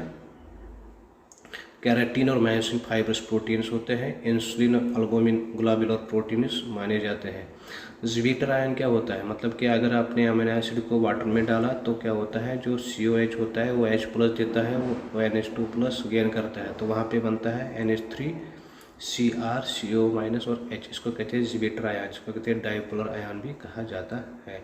ग्लाइसिन के बगैर जितने भी अमीनो एसिड्स हैं वो सबके सब अल्फा अमीनो एसिड्स हैं, यानी कि वो सब के सब ऑप्टिकली एक्टिव होते हैं क्योंकि उनमें अल्फा कार्बन जो होता है वो asymmetric. So it was all about the organic chemistry. Hope you enjoyed the video. See you in the next video. Till then goodbye and खुदा हाफिज।